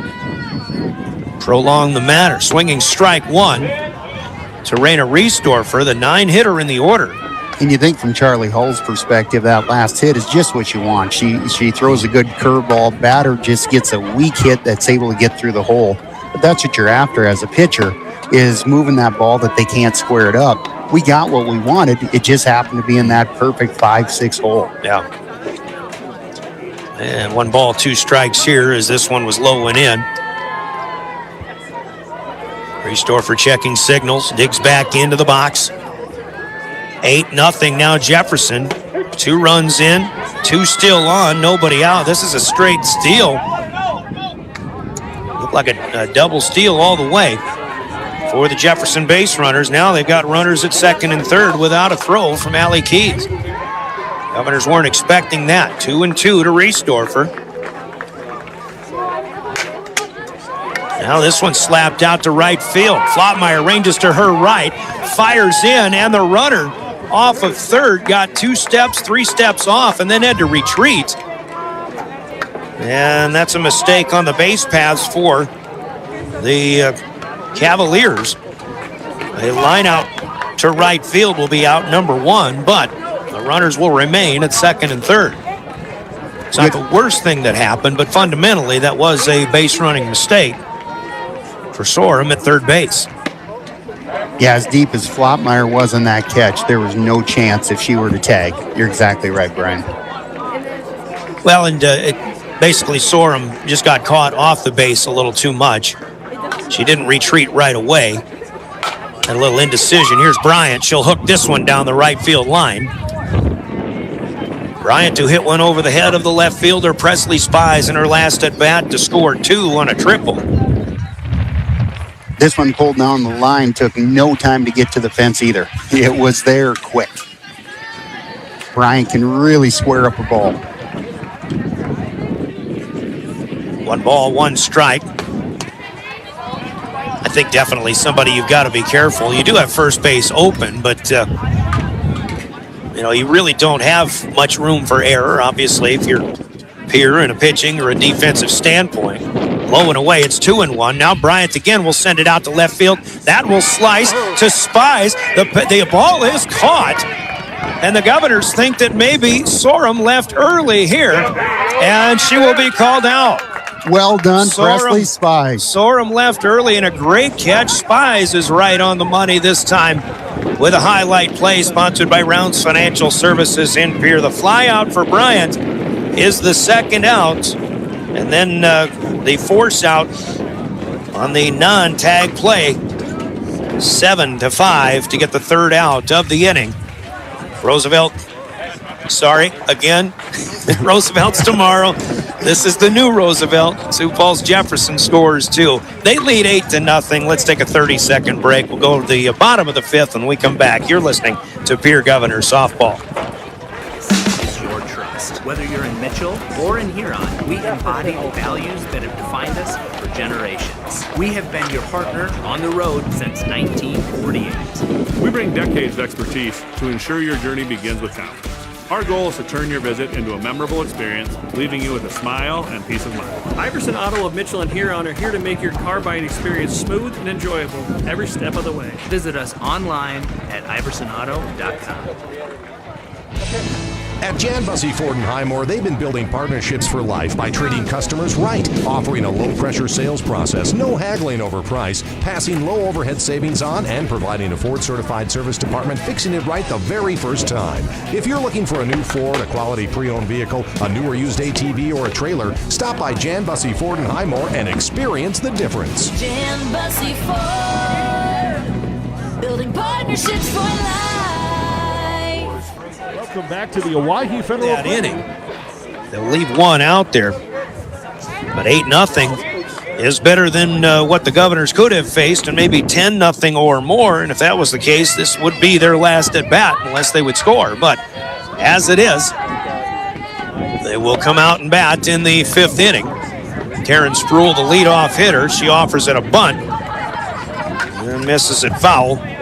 Off to the right side, Spruill, Hymans, and Spies are due up, and they'll bat against a new pitcher. And Lauren, this is still Devricks out there. I was thinking they were changing pitchers, but not the case. Taya Devricks still out there with an 8-0 lead. Strike 1 in, strike 2. Blows right by Taryn Spruill. Great cut by Spruill, but again, that ball is breaking so much. Just a hard drop curve that she's throwing. Now 0-2. Spruill will have to try to guard the plate a little bit more. What's coming? She'll rise it up and fight it off. You noticed Taryn on that one really shortened up the swing, Brian. She was short and quick to the ball, no big swing. That's exactly what you got to do in this 0-2 situation. Maybe choke up a little bit. She's not doing that so much, but try to fight off another one here. 0-2. That one rises up into the eyes, and that's ball 1. Taryn naturally quick with her hands, and as far as she's a tough one to get the ball by. 1 ball, 2 strikes. Jefferson has shut down the Governors on just 2 hits so far. And this one across the plate. As Spruill unable to pull the trigger, strike 3. Looking. First out recorded here in the 5th. And Taya Devricks just keeps adding to the K total. Unofficially strikeout number 8. On what is the 13th out of the game for the Jefferson defense. Olivia Heyman up the bat here. Olivia takes a big cut. Olivia's had a solid game for us, having 2 really good putouts early in the game at the shortstop, and she had that beautiful bunt down third baseline here. So let's see if she can keep that solid game going here. Yeah, one of the 2 hits that Pierre has. Ava Nelson with the other. Hymans will swing this one and foul it back. Now it's 0-2. And this is the beauty, I think, if you're a Jefferson pitcher, Taya Devricks in this case, but they have just been so good at getting leads where pitchers can just settle in. They come out, relax, just throw strikes, throw as many strikes as they can. Maybe work on their positioning, I think, which was the case here. Curveball off of the outer edge, 1 ball, 2 strikes, but Jefferson just so good at scoring runs. And obviously, they do a lot of good things defensively, too. Here's one that rolls. That was right over the plate, but it rolls. We talk about that recipe, and obviously with good pitching, Jefferson is able to keep an opposition at bay. And then they're hitting, they just keep putting the pressure on. 2-2 now to Hyman's. Swing and a miss, strike 3. Big swing, but maybe a little slower pitch than she was originally thinking. And there's 2 down here in the bottom of the 5th inning. You're starting to run out of outs, obviously. Still trailing 8-0. Deverick's just the complete package of mixing everything up, keeping Pierre off balance. I mean, it's just an impressive demonstration of pitching and control. Spy's hitting next. She goes right after the first pitch, even though that one rises up a little more out of the zone. Swinging strike 1. And honestly, it seems as Spies is just batting for the second time. Charlie Hull's still to go in this second trip through the order. Spies will fight this one off. It almost looked like Presley came out and just was going to swing no matter what on that first pitch. And you just kind of assume that a strike is going to be in there. But as that ball just kept rising, it turned out to be a pitch out of the zone. 0-2. With 2 down, there's another swinging strike 3, a mow him down inning for Taya Devricks, who continues to get stronger and stronger. Leading 8-0 is Sioux Falls Jefferson. 5 complete. We'll go to the 6th in 1 minute. You're listening to Pierre Governor Softball. Financial investment. This is what matters. This is beyond X's and O's. This is the difference mutual respect makes. This is what character looks like. This is what defines us in South Dakota. This is sportsmanship. School sports is not the outcome that matters most, but the way the games are played. This message presented by the South Dakota High School Activities Association and the South Dakota Interscholastic Athletic Administrators Association. Generational success means different things to different people, but to us, it means seeing my daughter follow in my footsteps, keeping the farm in the family, just getting to do this every day. We're AgTegra Cooperative, and we're generationally successful. That's who we are. AgTegra Cooperative.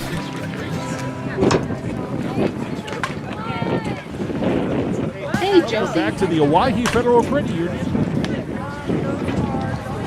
Welcome back to the Owyhee Softball Complex in Southeast Pierre. Softball hotbed. Slow pitch league softball started last night. That'll be getting going, obviously. Men's started last night. Women's will start in this week, this coming week. And of course, the fast pitch season for the summer will be coming up. Of course, high school ball, we're right smack dab in the middle of that. 4 teams here today, 4 teams again here tomorrow. Here in Aberdeen will still be here. 2 more Sioux Falls teams. As we go to the top of the 6th, and Lauren Bullis, the leadoff hitter for the Sioux Falls Jefferson Cavaliers, who lead 8-0. First pitch missed, second pitch fouled back. We've got a 1-1 count. Brian Oakland with a play-by-play. Dean Vanderwilly at side. Live streaming, drgnews.com and the River 92.7 page. Your DRG News smartphone app available for that purpose as well.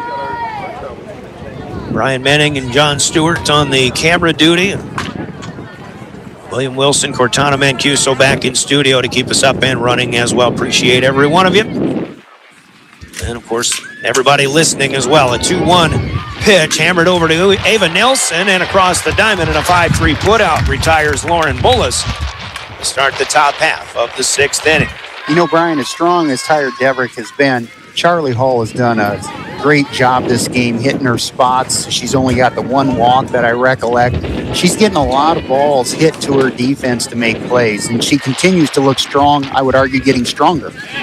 With that drop curve, oh my goodness, did that fall off the table, Brian? And Charlie's one of those who really, I mean, she is a solid pitcher. We're used to Kenzie Flopmeyer, but these two really complement each other well with different styles, and I think we're seeing Charlie come back into her own here. The hitter is Devricks, and she'll foul the second pitch away. And 0-2. And like Devricks, you're seeing Charlie throw an abundance of curves, screwballs, and I would almost argue she's throwing harder now as it looks like her confidence is rising as the game's gone on. When you have pitcher against pitcher, it's the ultimate case of try to play the respect game here. Here's one that just comes up across the letters, maybe a little too high, and 1 ball and 2 strikes. 1 out recorded so far in the top of the 6th. Hall again on the 1-2. Devricks down the third baseline. That's fair. It'll go into left field, being run down by Presley Spies. Devricks around first, checking into second with a stand-up double. And another good piece of hitting. 11th hit of the game for the Jefferson Cavaliers. Going to pause real quick for station identification. You're listening to Pierre Governor Softball. Oops. KGFX FM and K296FI, Pierre. Nope. Put the phone down. Focus on driving. Well, KGFX FM, your official home for Pierre Governor Softball, as I didn't have the sounder up. Presley Spies in left field has been replaced by Miliana Johnson. She is the one out there now who had to run down that corner shot. And now a wild pitch advances Taya Devricks to third. The hitter is Brooklyn Herrera. Opposing hitter, cleanup batter for the Cavaliers, and she lays a bunt down. Straight back to the pitcher. Charlie Hall checks the runner, but does not throw on to first. And it'll be a bunt single for the cleanup hitter. There's something you don't say very often. You don't see that very often, but even Herrera, I tell you what, I love it when hitters who are used to hitting long distances and for good power can still handle the bat well enough to lay a bunt like that down. Herrera will head to second base with that open on a first-third situation. And it was a great bunt. Herrera's got serious speed down the line as well. So runners at 2 and 3 now with first base open. 1 out for the Govs. They're in the field. Charlie Hull's 1-0 is in the dirt. Fielded cleanly. Smothered by Allie Keys. 2-0. Cavs just will not quit hitting. Hop up in the infield. This one will stay in the field of play. Tough play for Keys, and she can't come down with it. The wind continues to cause problems. And I think in the grand scheme of things, if Buffalo was there from first base, she probably should be the one to call off on that one. It's a tougher play to make with a catcher's mitt anyway. Yeah, and that ball was drifting that way towards first. You're right, Brian.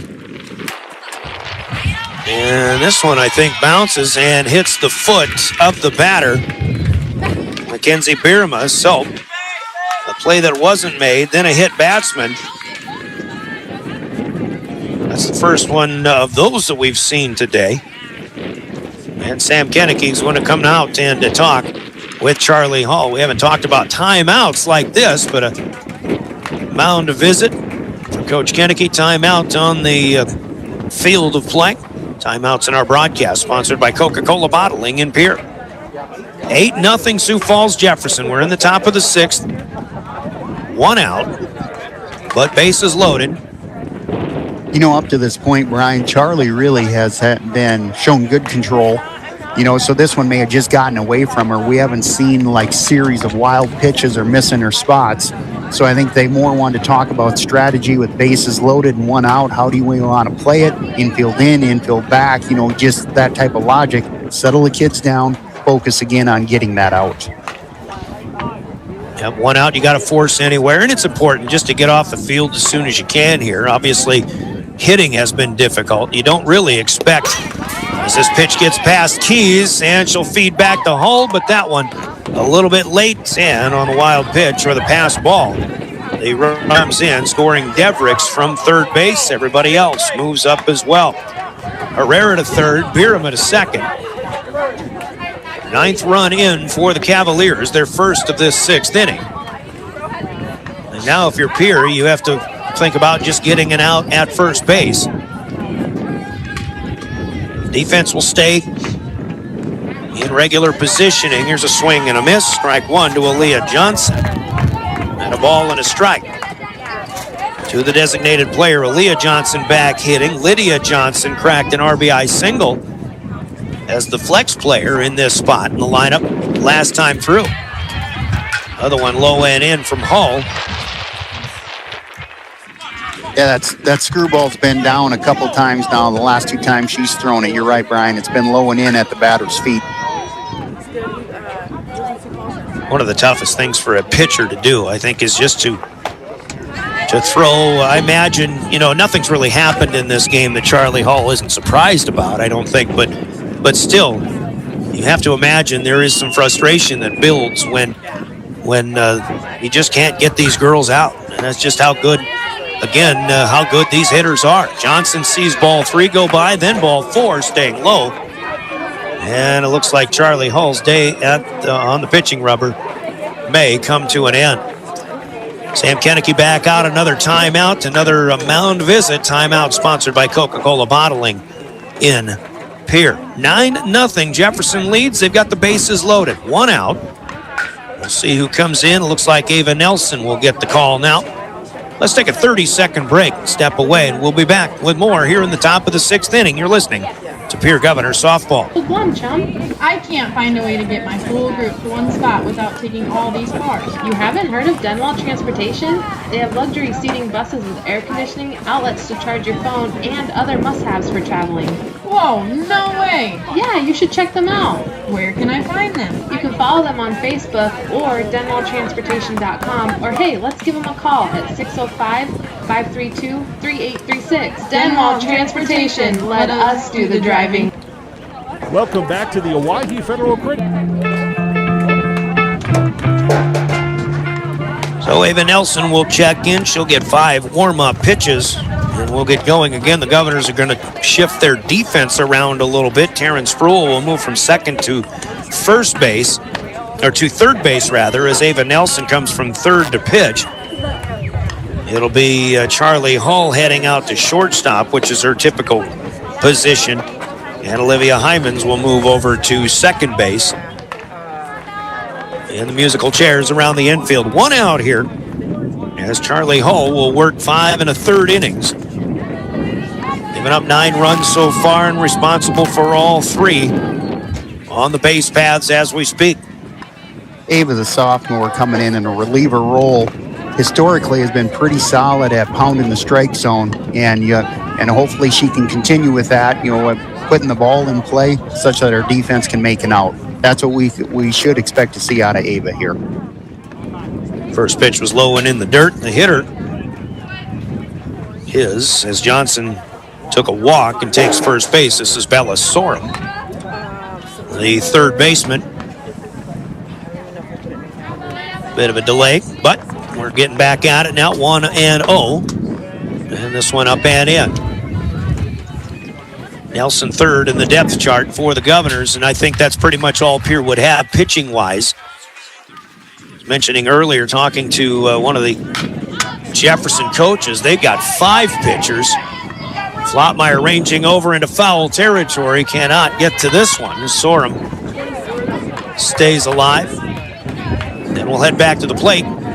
Try it again. 2 balls and 1 strike. That was a pop-up in foul territory and a long run for Flotmeyer. Again, Pierre liked their first game today. They've had some plays that should have been made that were not, certainly helping the Jefferson cause, but that was not one of them. Here's a nice shot by Sorum. Good swing, and that one will get by Erickson out in center field. 1 run is in, 2 runs are in, 3 runs are in, a bases clearing double for Bella Sorum, and this one will score 3 to make it 12-0. A right on the money highlight hit for Bella Sorum.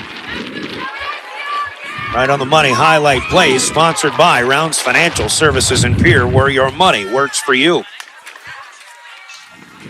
So again, you can hold good teams down 1 inning, 2 innings, maybe 3 out of 5 or 4 out of 6 or something like that, but they will keep coming at you and they'll blow it open, and that's the case here. Sorum will check out, and she'll be pinch run for by Finley Whiting. Yeah, will head out and take her place standing at second base. Yeah, you couldn't have said it better, Brian. Just the consistent pressure as we get another hit, fly ball to left center to Aaliyah Erickson. She makes a beautiful catch right at the shoestrings to get our second out.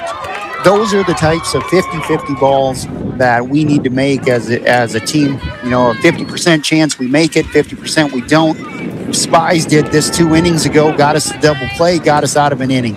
Those are the types of plays that really elevate the game, elevate your confidence. Well, and to do that, to make a play like that, which, by the way, another right-on-the-money highlight defensive play for the Governors here from Rounds Financial Services in Pierre. To do that when you are trailing 12-0, the game's out of reach, but you're still hustling and making a good play like that after Erickson just got burned on the play before that. And, that's something you like to see. The hustle and the effort is still there. It shows heart and it shows pride. And that's great to see, like you say, Brian, down 12-0. Not to mention a love for the game as well. Runner's going to go to 3 here. That's Whiting, who was pinch running. Was ranging off of second base, and as Keys reaches for an outside pitch, just threw it right back, and about halfway off the base was Whiting. She'll take third.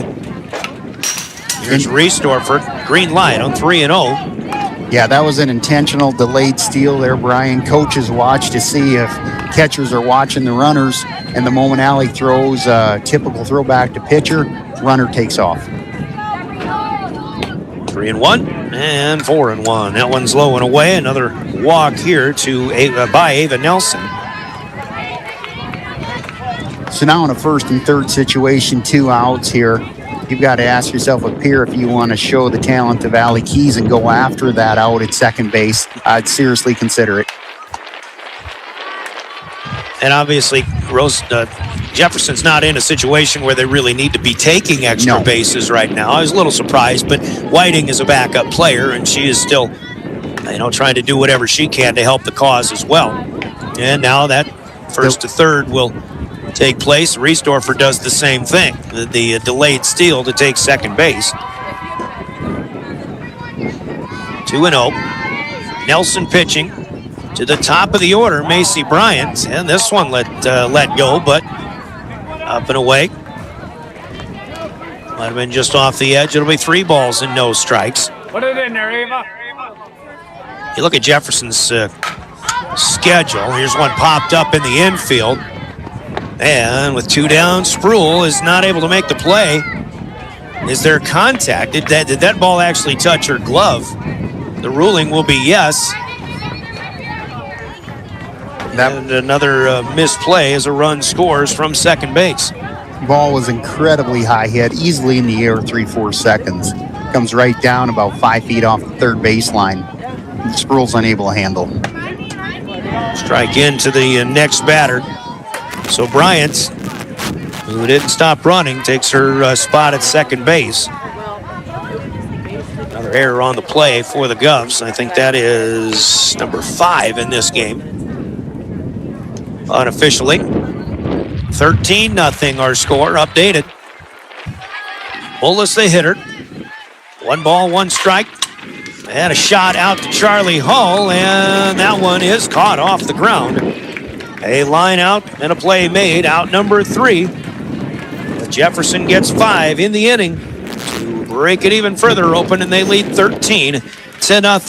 10-run mercy rule in effect. The Governors could be facing their last at bat when we go to the bottom of the 6th, and we'll do that in 30 seconds as you listen to Pierre Governor Softball on River 92.7 and drgnews.com. Taking care of construction or a major renovation project is on the top of your list for 2026.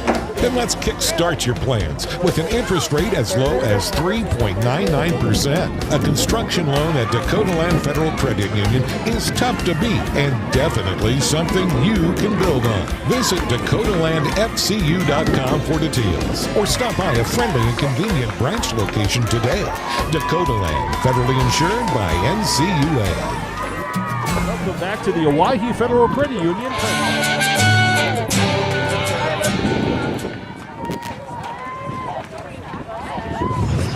Back we go to the 6th inning. Bottom of the 6th for the Governors, and once again, for the first time in this game, or it took them 6 innings, we should say. Sioux Falls Jefferson with a double-digit output on the board. They lead 13-0 after that 5-run top half of this inning. Charlie Hull will lead things off for the Governors, and again, Justin Peterson, the base umpire, noticing something. I think this might have to do with, well, pitching rules. Taya Deverick's still out there.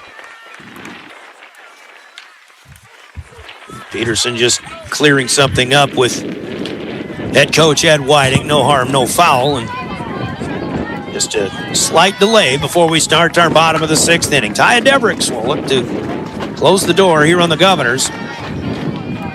A 10-run mercy rule in effect after 5 or 6 innings, and right now the lead is 13 for the Cavaliers. Coming again with that very strong curveball that she throws. It's fast, it's moving easily, a foot and a half. Just continuing to dominate the strike zone as she throws an outside curve for strike 2. Still painting the corner. It's all a learning experience for the Governors, no doubt about that.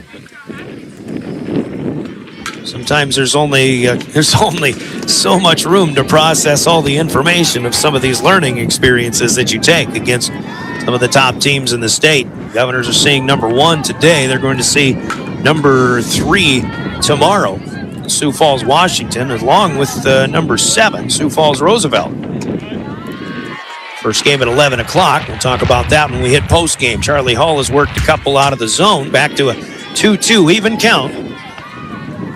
You're batting in the bottom of the 6th. Which, if memory serves, Charlie got a full count before grounding out. So she's done a good job as she fouls one off back. Now she's in her 5th pitch. Her last at bat, she went 6-7 pitches. So, again, being very selective, smart in that box, choosing the pitches to swing at. Did bounce out to first in her first at bat. And again, here's Pierre in the 6th inning. Charlie Hull finally batting for a second time in this game.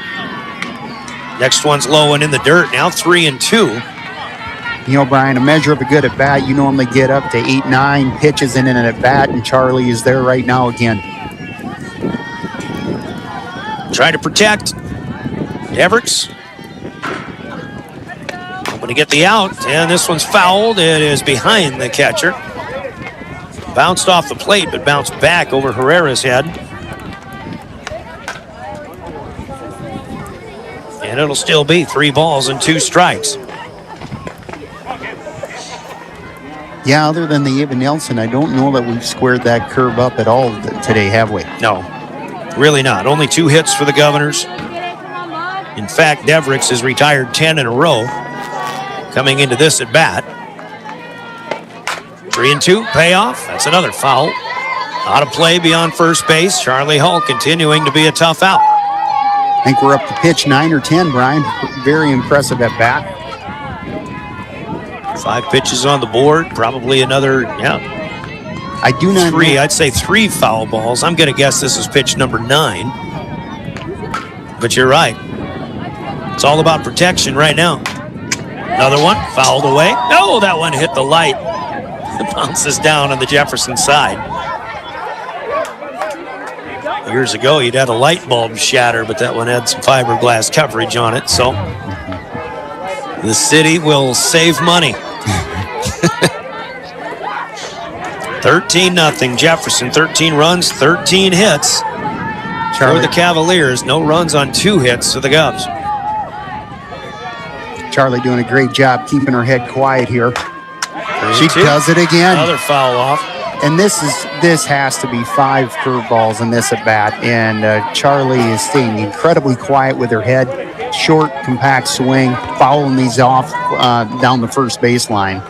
Excellent at bat by Charlie Hull. Good fight here.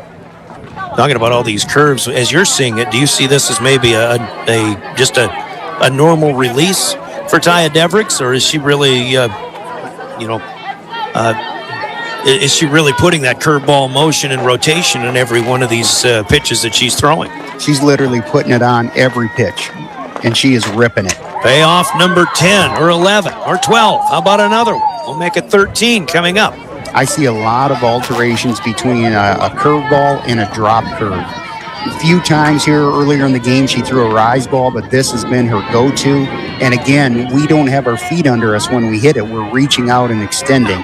It's such a good pitch. 3-2 yet again. And that one up high, ball 4. Not very high, but high enough. And a good job, well done here at that at-bat to start the bottom of the 6th for Charlie Hull. Governors will turn the lineup over to Allie Keys. There had to be 5 foul balls there, Brian. At least. No, I think 6 or 7, honest. I was guessing maybe a 13 pitch at bat there for Charlie Hull. Devricks will start over with Keys now, and first pitch swinging, foul ball. And I thought Devricks probably could have pulled the string on one of those as well, but how much does she trust that with a 2-strike count or a full count as it was? But I think it was just bringing the power and seeing what Charlie Hull could do. Charlie's going to take off and head for second base, and she is in, standing safely. Actually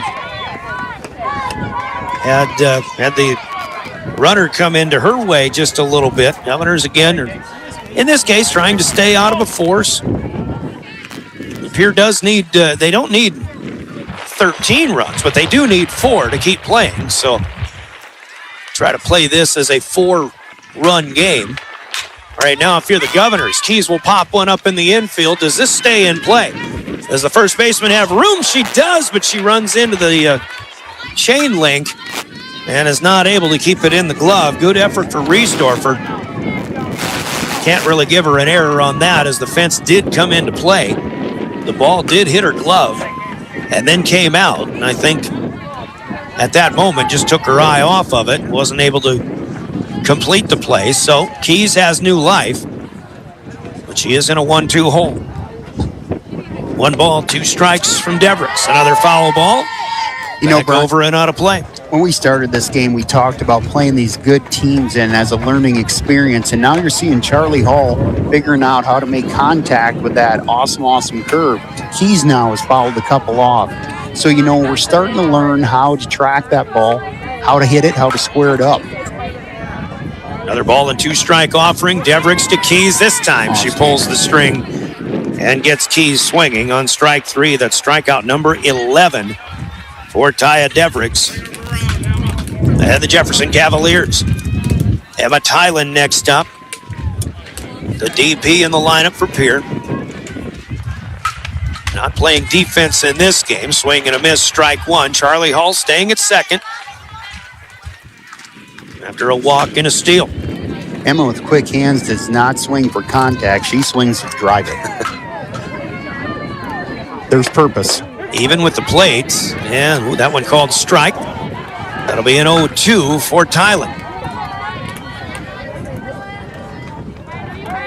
Defense always staying ready for Jefferson, even though they don't have to make every play, especially with 11 strikeouts registered by their pitcher. Another swing and a miss. That'll be strike 3. As Tylen goes down swinging for the second time in 3 tries today. Trying to stay alive of the Governors, and it's up to Kenzie Flottmeyer to put something in play and prolong the effort. Pierre trailing 13-0. We're in the bottom of the 6th inning. If Pierre does score 4, we would play a 7th inning, but mercy rule is in effect right now. Swing and a miss, strike 1. Talked about you talked about the feet of even Charlie Hull in that long at bat. The Governors, when they're swinging, you just kind of see it out of the corner of your eye if you're not looking directly at it. But the hitters they're not stepping into the pitch necessarily. They're stepping forward, but not stepping into it. And that's contributing, I think, to a little tentativeness here, as this offering is on the outer edge, and it's 0-2. Govs down to their last strike. Swing and a miss, foul tip, strike 3, and that'll do it. 3 strikeouts to finish with 13 for Taya Defricks. No runs, no hits. There was a walk and 1 left on. But the Governors go down in 6 innings. In this one, your final score on the Gales Gas Service scoreboard, Sioux Falls Jefferson defeating Pierre 13-0. Jefferson scoring 35 runs in their 2 games today, getting a couple of Mercy Rule victories over Aberdeen and Pierre. 13-0 on the scoreboard, brought to you by Gales Gas Service in Pierre.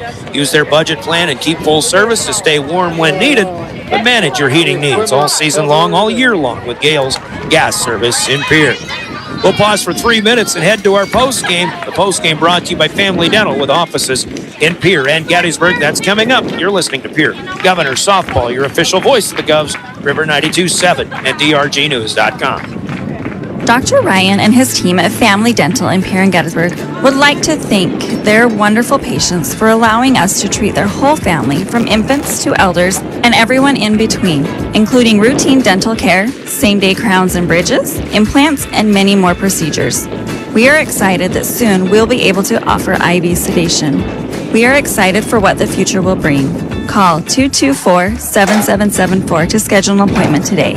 Again, thank you to all our wonderful patients.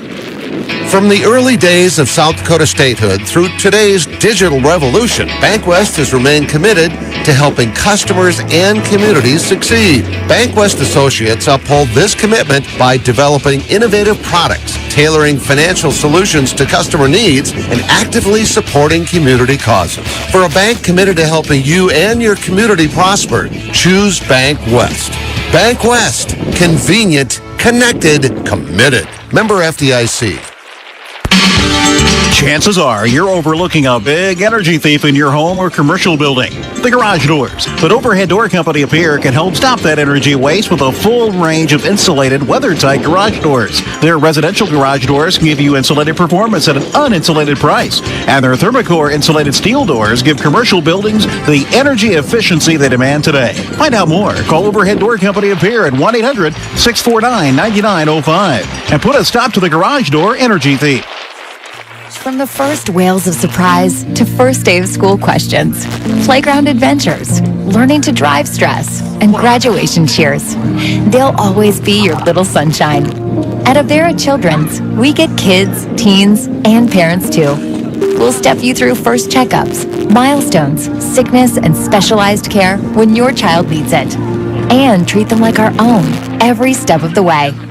Learn more at avera.org/children's. Game day doesn't start at the field. It starts in the driveway. With a full schedule of practices, tournaments, and road trips, you need a vehicle that can go the distance. That's where Beck Motor Company comes in, delivering power, comfort, and dependability for every inning of life. From the spacious Suburban and Tahoe to the versatile Traverse and efficient Equinox, Chevy SUVs are built to handle it all. Gear, teammates, and every mile in between. And as our girls take the field this season, we're proud to be a part of their journey. Beck Motor Company, where we're making a great deal better. www.beck-motors.com. Do you love watching high school sports but find yourself wanting to be more involved? LiveTicket.tv has the solution for you. They're looking for production managers to assist for this school year. Duties include the management of equipment as well as basic technological understanding. But don't stress, paid training will be provided. Part-time wages starting at $20 per hour. Call 833-605-LIVE, extension 2. That's 833-605-5483, extension 2. And punch your ticket to joining one of the fastest growing companies in South Dakota.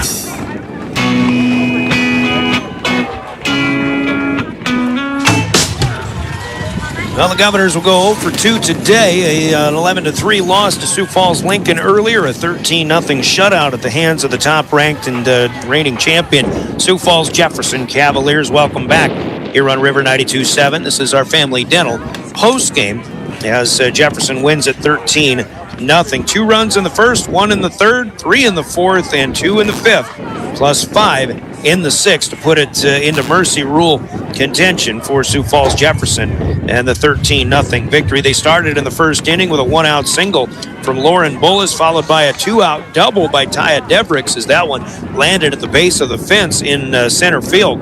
That scored Bullis, and then Devricks able to come around to score on a 2-out triple by Mackenzie Bierma, who ultimately was stranded at third base as it was 2-0 after one.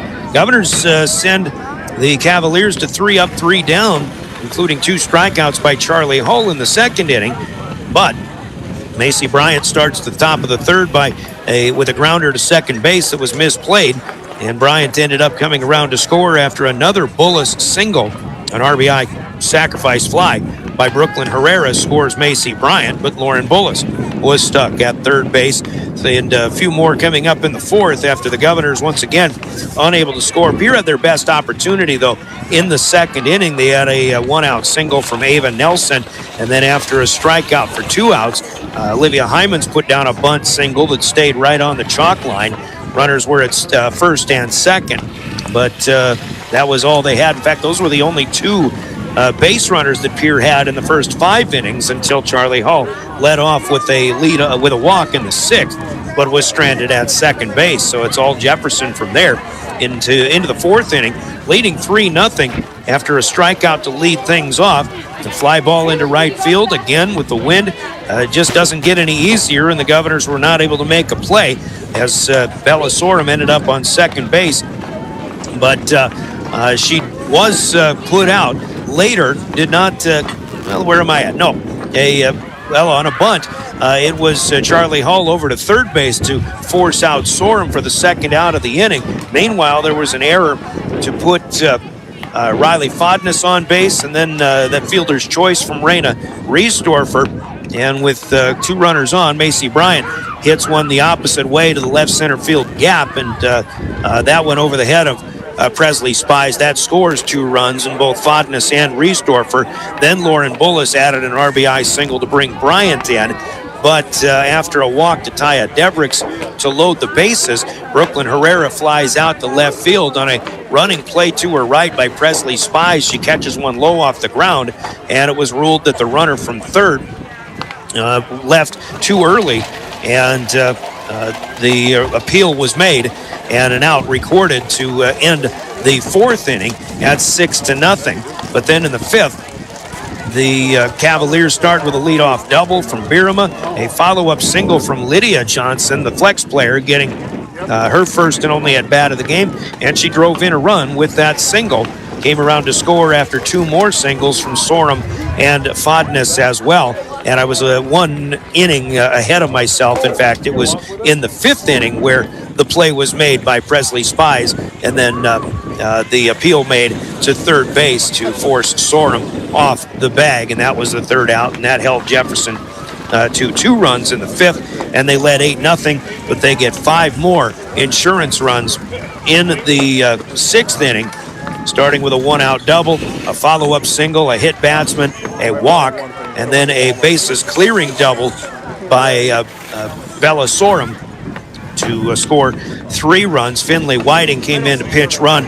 She ends up scoring on an errant play to the third baseman, and that was 5 runs in the inning. The Governors go down in order. Well, I take that back. The leadoff walk in the 6th inning to Charlie Hull, and then back-to-back strikeouts, all swinging for the top 3 hitters in the Pierre order to preserve that 13-0 Mercy Rule win as Jefferson wins it in 6 innings. The line score, 13 runs on 13 hits unofficially for the Cavaliers. No errors.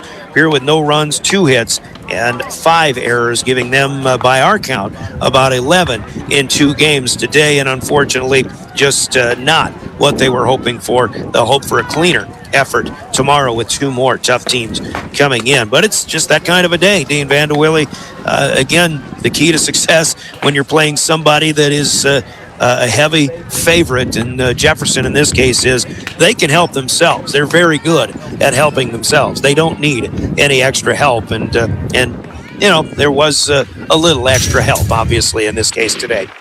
There was, Brian, but I thought the girls stepped up to make a few big defensive plays. You had Olivia Heyman early in that game make some great putouts at the shortstop ranks, and you had a couple big plays by Presley Spies with that double play you mentioned. Those are balls that girls kind of lose heart or give up. They let those drop, but the girls just kept fighting, I thought, defensively. You also had Aaliyah Erickson with that shoe-shearing one in the outfield or the score would have been even exasperated more. So it showed me there's definitely still some fight in the girls, and I thought that was positive over the first game, making some of those tough plays there. Now, if there's one obvious thing that we just saw a plethora of curves and drop curves that broke hard, broke fast. And I think for the girls, you play these good teams because you want to learn, as far as what they do and what is their reason they're winning these ball games. Well, pitching was obviously dominant. As this is the first game, I think Pierre has been shut out with 0. And you could see that the control at the plate had our hitters off balance. Now, to me, you go back to practice and you start working how to hit that curveball, as we saw a lot of off-balance swings here, and and really needing to learn to adjust of being up in the box, taking that ball to right field, go with the pitch versus your same stride. So, I think even though, yes, it's a 13-0 loss, we definitely got some things now we can go to work on and try to improve our game. Yeah, and I think hitting-wise, the approach to me just has to be make sure you're stepping to the pitch, meeting that pitch. That's what they always say. And instead of you've got to get your feet set.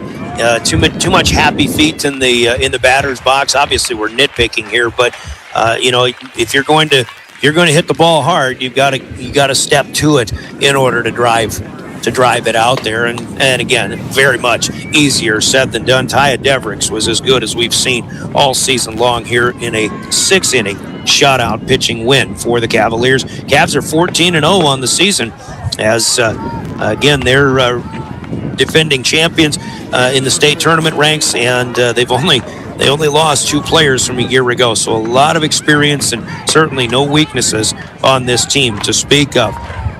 Governors with just 2 hits. As we mentioned, Taya Devricks, 6 innings, 2 hits given up, no runs, walked 1, struck out 13.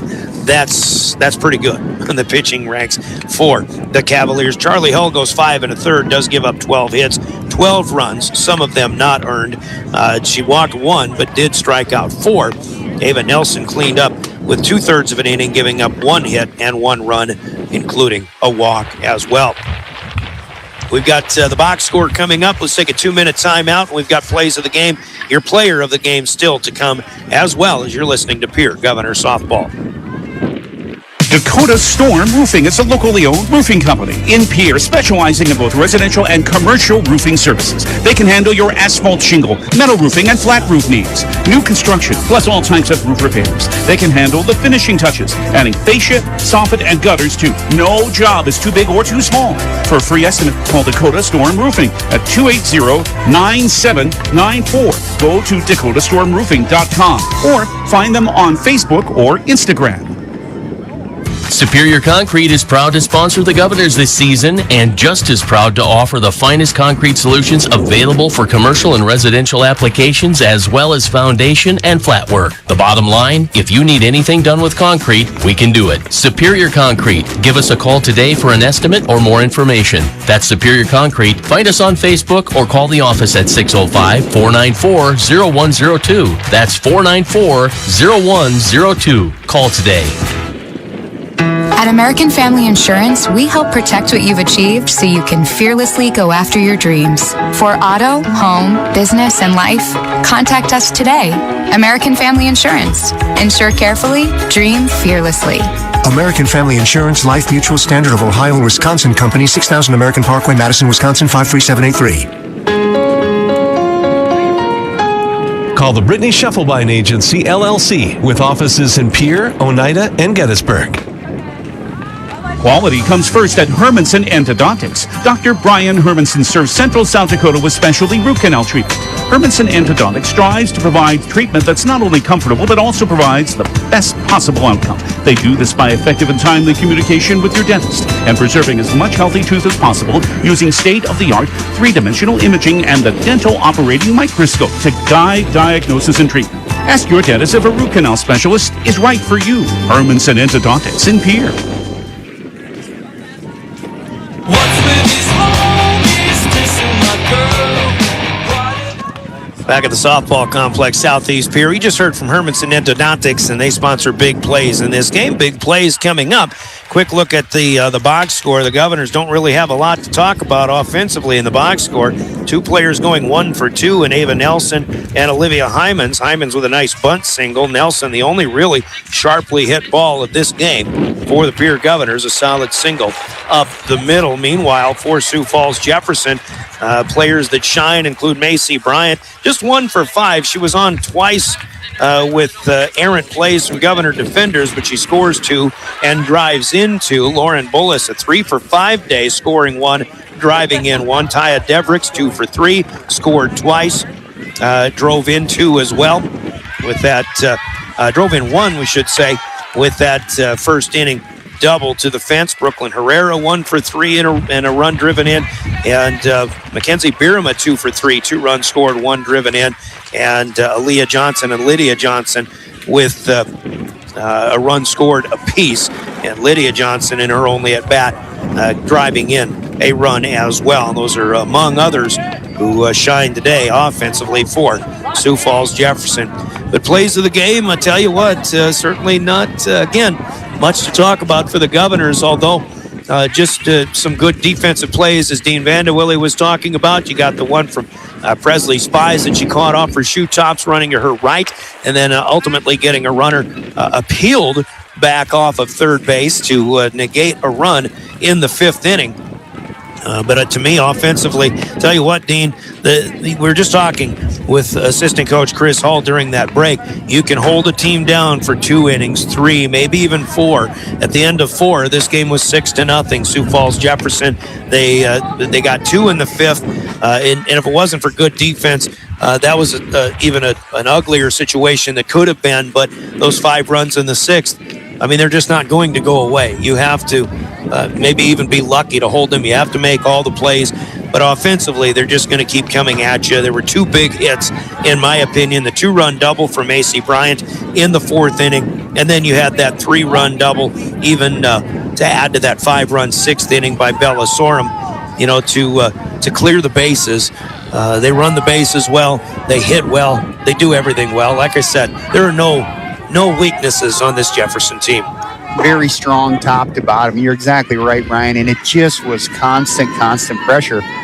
Pierre was able to stay with them early, keep the game close, but as the hits just kept coming, and kudos to a well-coached, excellent hitting Jefferson team. It just, like you say, they start pulling away, and you have the big explosion here at the end with the 5 runs in the 6th. And to actually make the game look, I would say, like it was a blowout versus we were close before. But back to Tyra Deverick, I mean, she just kept her hitters at bay for the first time here this season. And so the combination was just an excellent recipe of why Jefferson is number 1 in the state. Absolutely. They had 6 extra base hits in this game, and they actually took an extra base or 2 on a few of the error plays that the Governors committed as well. Very well great hitting team. And Sioux Falls Jefferson, every bit as good as advertised. They did it with the help of all of those big plays of the game that are brought to you by Hermanson Endodontics in Pierre. And certainly if we talk about player of the game honors, player of the game brought to you by Cowboy Country Stores in Pierre and Fort Pierre. For Jefferson, you've got all of these people doing good things in the box score. I certainly would put Taya Devricks probably at number 1 on the list with the pitching effort in the 6th inning shutout today. But we do keep it local when we talk about players of the game here in our softball broadcasts, and we'll pick somebody out in that Governor dugout, even though there's not a lot offensively. We'll think of something. We've got a player of the game in mind. You hear this from Cowboy Country Stores in Pierre and Fort Pierre, and we'll come right back. Grab your cell phone and download the brand new Cowboy Country Store app today. It's free and it's super easy to navigate. And best yet, it's full of amazing everyday specials and rewards like 99-cent coffee on Mondays, 2 hot dogs for $3 on Wednesdays. Every single day, there's a special deal. And we also reward you for shopping with a bonus on Sundays offering you double points earned on every purchase. So check it out by downloading the Cowboy Country Store app today. Cowboy Country Stores with the player of the game announcement. And for the Governors, 2 players with hits on the board today would be Ava Nelson and also a bunt single for Olivia Hymans in this one. But you kind of look at defense, and there were some good moments for the Governors defensively. We talked about some of the nice catches that were made. And the one that shined, I think, defensively, and Dean and I agree, is Presley Spies, who makes 2 nice plays, especially the one in the 5th inning, a shoe-top catch ranging to her right, and another one earlier in the game. And Dean, I think you make a good point. It's the number of runs that the plays that Presley makes today that she keeps off the scoreboard that kind of are the reason she's the player of the game in this one. It's as much the play as it is the head, keeping your head focused as the game is obviously Jefferson's controlling. Presley is still attacking that ball aggressively, and there are balls that you would see outfielders maybe lay up on or not go all out. Because she did go all out, she got us off the field. And those are big momentum changes, and it says a lot for the Governor's heart, the Governor's pride, that even though the score may be upside down, that Presley was really kicking it in high gear, and the moment that ball was hit and got us out of an inning. 2 excellent catches out there. Kudos for not giving up, getting us off the field, and having a player of the game for that reason. Making some big plays and even right on the money. Highlight plays for Presley Spies. That was a Rounds Financial Services shameless plug. Or intentional plug, but this is also a Cowboy Country Stores intentional plug. Presley Spies is your Cowboy Country Stores player of the game. Cowboy Country Stores in Pierre and Fort Pierre. So 0 for 2 for Pierre today, 2 for 2 for the Cavaliers, 14 out of 14 for Jefferson on the season. The Governors fall with this loss to 4-7. We've done 2 games today. Let's do it again tomorrow. That's exactly what's going to happen. Aberdeen Central will stay in town. They will also play. The 2 teams Pierre will play tomorrow. We'll be on the air at 10:30 a.m. for the first of 2 tomorrow. Just like today, a game and then a break and then another game. We start at 10:30, 11 o'clock first pitch. The Governors will host the Sioux Falls Roosevelt Rough Riders in the first game tomorrow. And then after the JVs play, the Govs will host the Washington Warriors. Aberdeen Central will play Washington on the other field first, and they'll play Roosevelt in their second of 2 tomorrow. But join us tomorrow here on River 92.7, 10:30 with the start time. Our wishes for safe travels for the Sioux Falls fans and for anybody else on the road for whatever the reason. Just remember, the South Dakota Office of Highway Safety says it doesn't matter how far, just buckle up. It starts with you. You've got someplace to be. Reminder from the South Dakota Office of Highway Safety. Games will be available on the live ticket and Go Govs Live YouTube link available for rewatching if you so desire. And we'll be live streaming once again with the help of Live Ticket tomorrow at drgnews.com and the River 92.7 page of the website and also of the DRG News smartphone app. Our thanks to Brian Menning and John Stewart for running camera production, to William Wilson and Cortana Mancuso back in studio for audio production, and for Dean Vandewille. He'll be with us once again tomorrow, right? Yes, I will. All right, Dean Vandewille at side. I'm Brian Oakland. Your final score on the Gales Gas Service scoreboard, 13-0. Sioux Falls Jefferson still perfect on the season. We'll see you tomorrow, 10:30. Till then, thanks for joining us on your official home of the Governors, River 92.7 and drgnews.com. Good evening, everybody. You've been listening to Pierre Governor Sports on the official home of the Pierre Governors, River 92.7 and DRG Media Group. Governor Sports is brought to you by your Pierre Sports marketing sponsors: Bank West, Beck Motors, Dakota Storm Roofing, Superior Concrete, Live Ticket, Overhead Door, New Edge Advisors, Avera Orthopedics, Capital City Ford Lincoln Toyota, Kruger Contracting, Century Business Products, and the Brittany Scheffelbein Agency of American Family Insurance. Governor Sports is also sponsored in part by Dakota Mart, TMA, First Dakota National Bank, May Adam Law Office, Edward Jones, Avera St. Mary's Hospital, Wegner Auto, Graham Tire, and by Xander Auto Parts, American Bank and Trust, Kathy Sun and Shine Properties, Oahe Federal Credit Union, the Ramkota Hotel and Conference Center, Tokyo Hibachi and Sushi, Bauman Lumber, and Black Hills Federal Credit Union. And coverage of high school sports on River 92.7 is also brought to you by these special in-game sponsors. Bank West, the South Dakota Office of Highway Safety, Central Dakota Eye Care, Envirotech, the South Dakota Attorney General's Office Division of Consumer Protection, Brown's Financial Services, Comtech, Coca-Cola Bottling, Wealth Partners Ameriprise Financial, Hermanson Endodontics, Family Dental, Cowboy Country Stores, and Gale's Gas Service of Pierre. Thanks for listening to Pierre Governors Sports on the official home of the Pierre Governors, River 92.7 and DRGnews.com.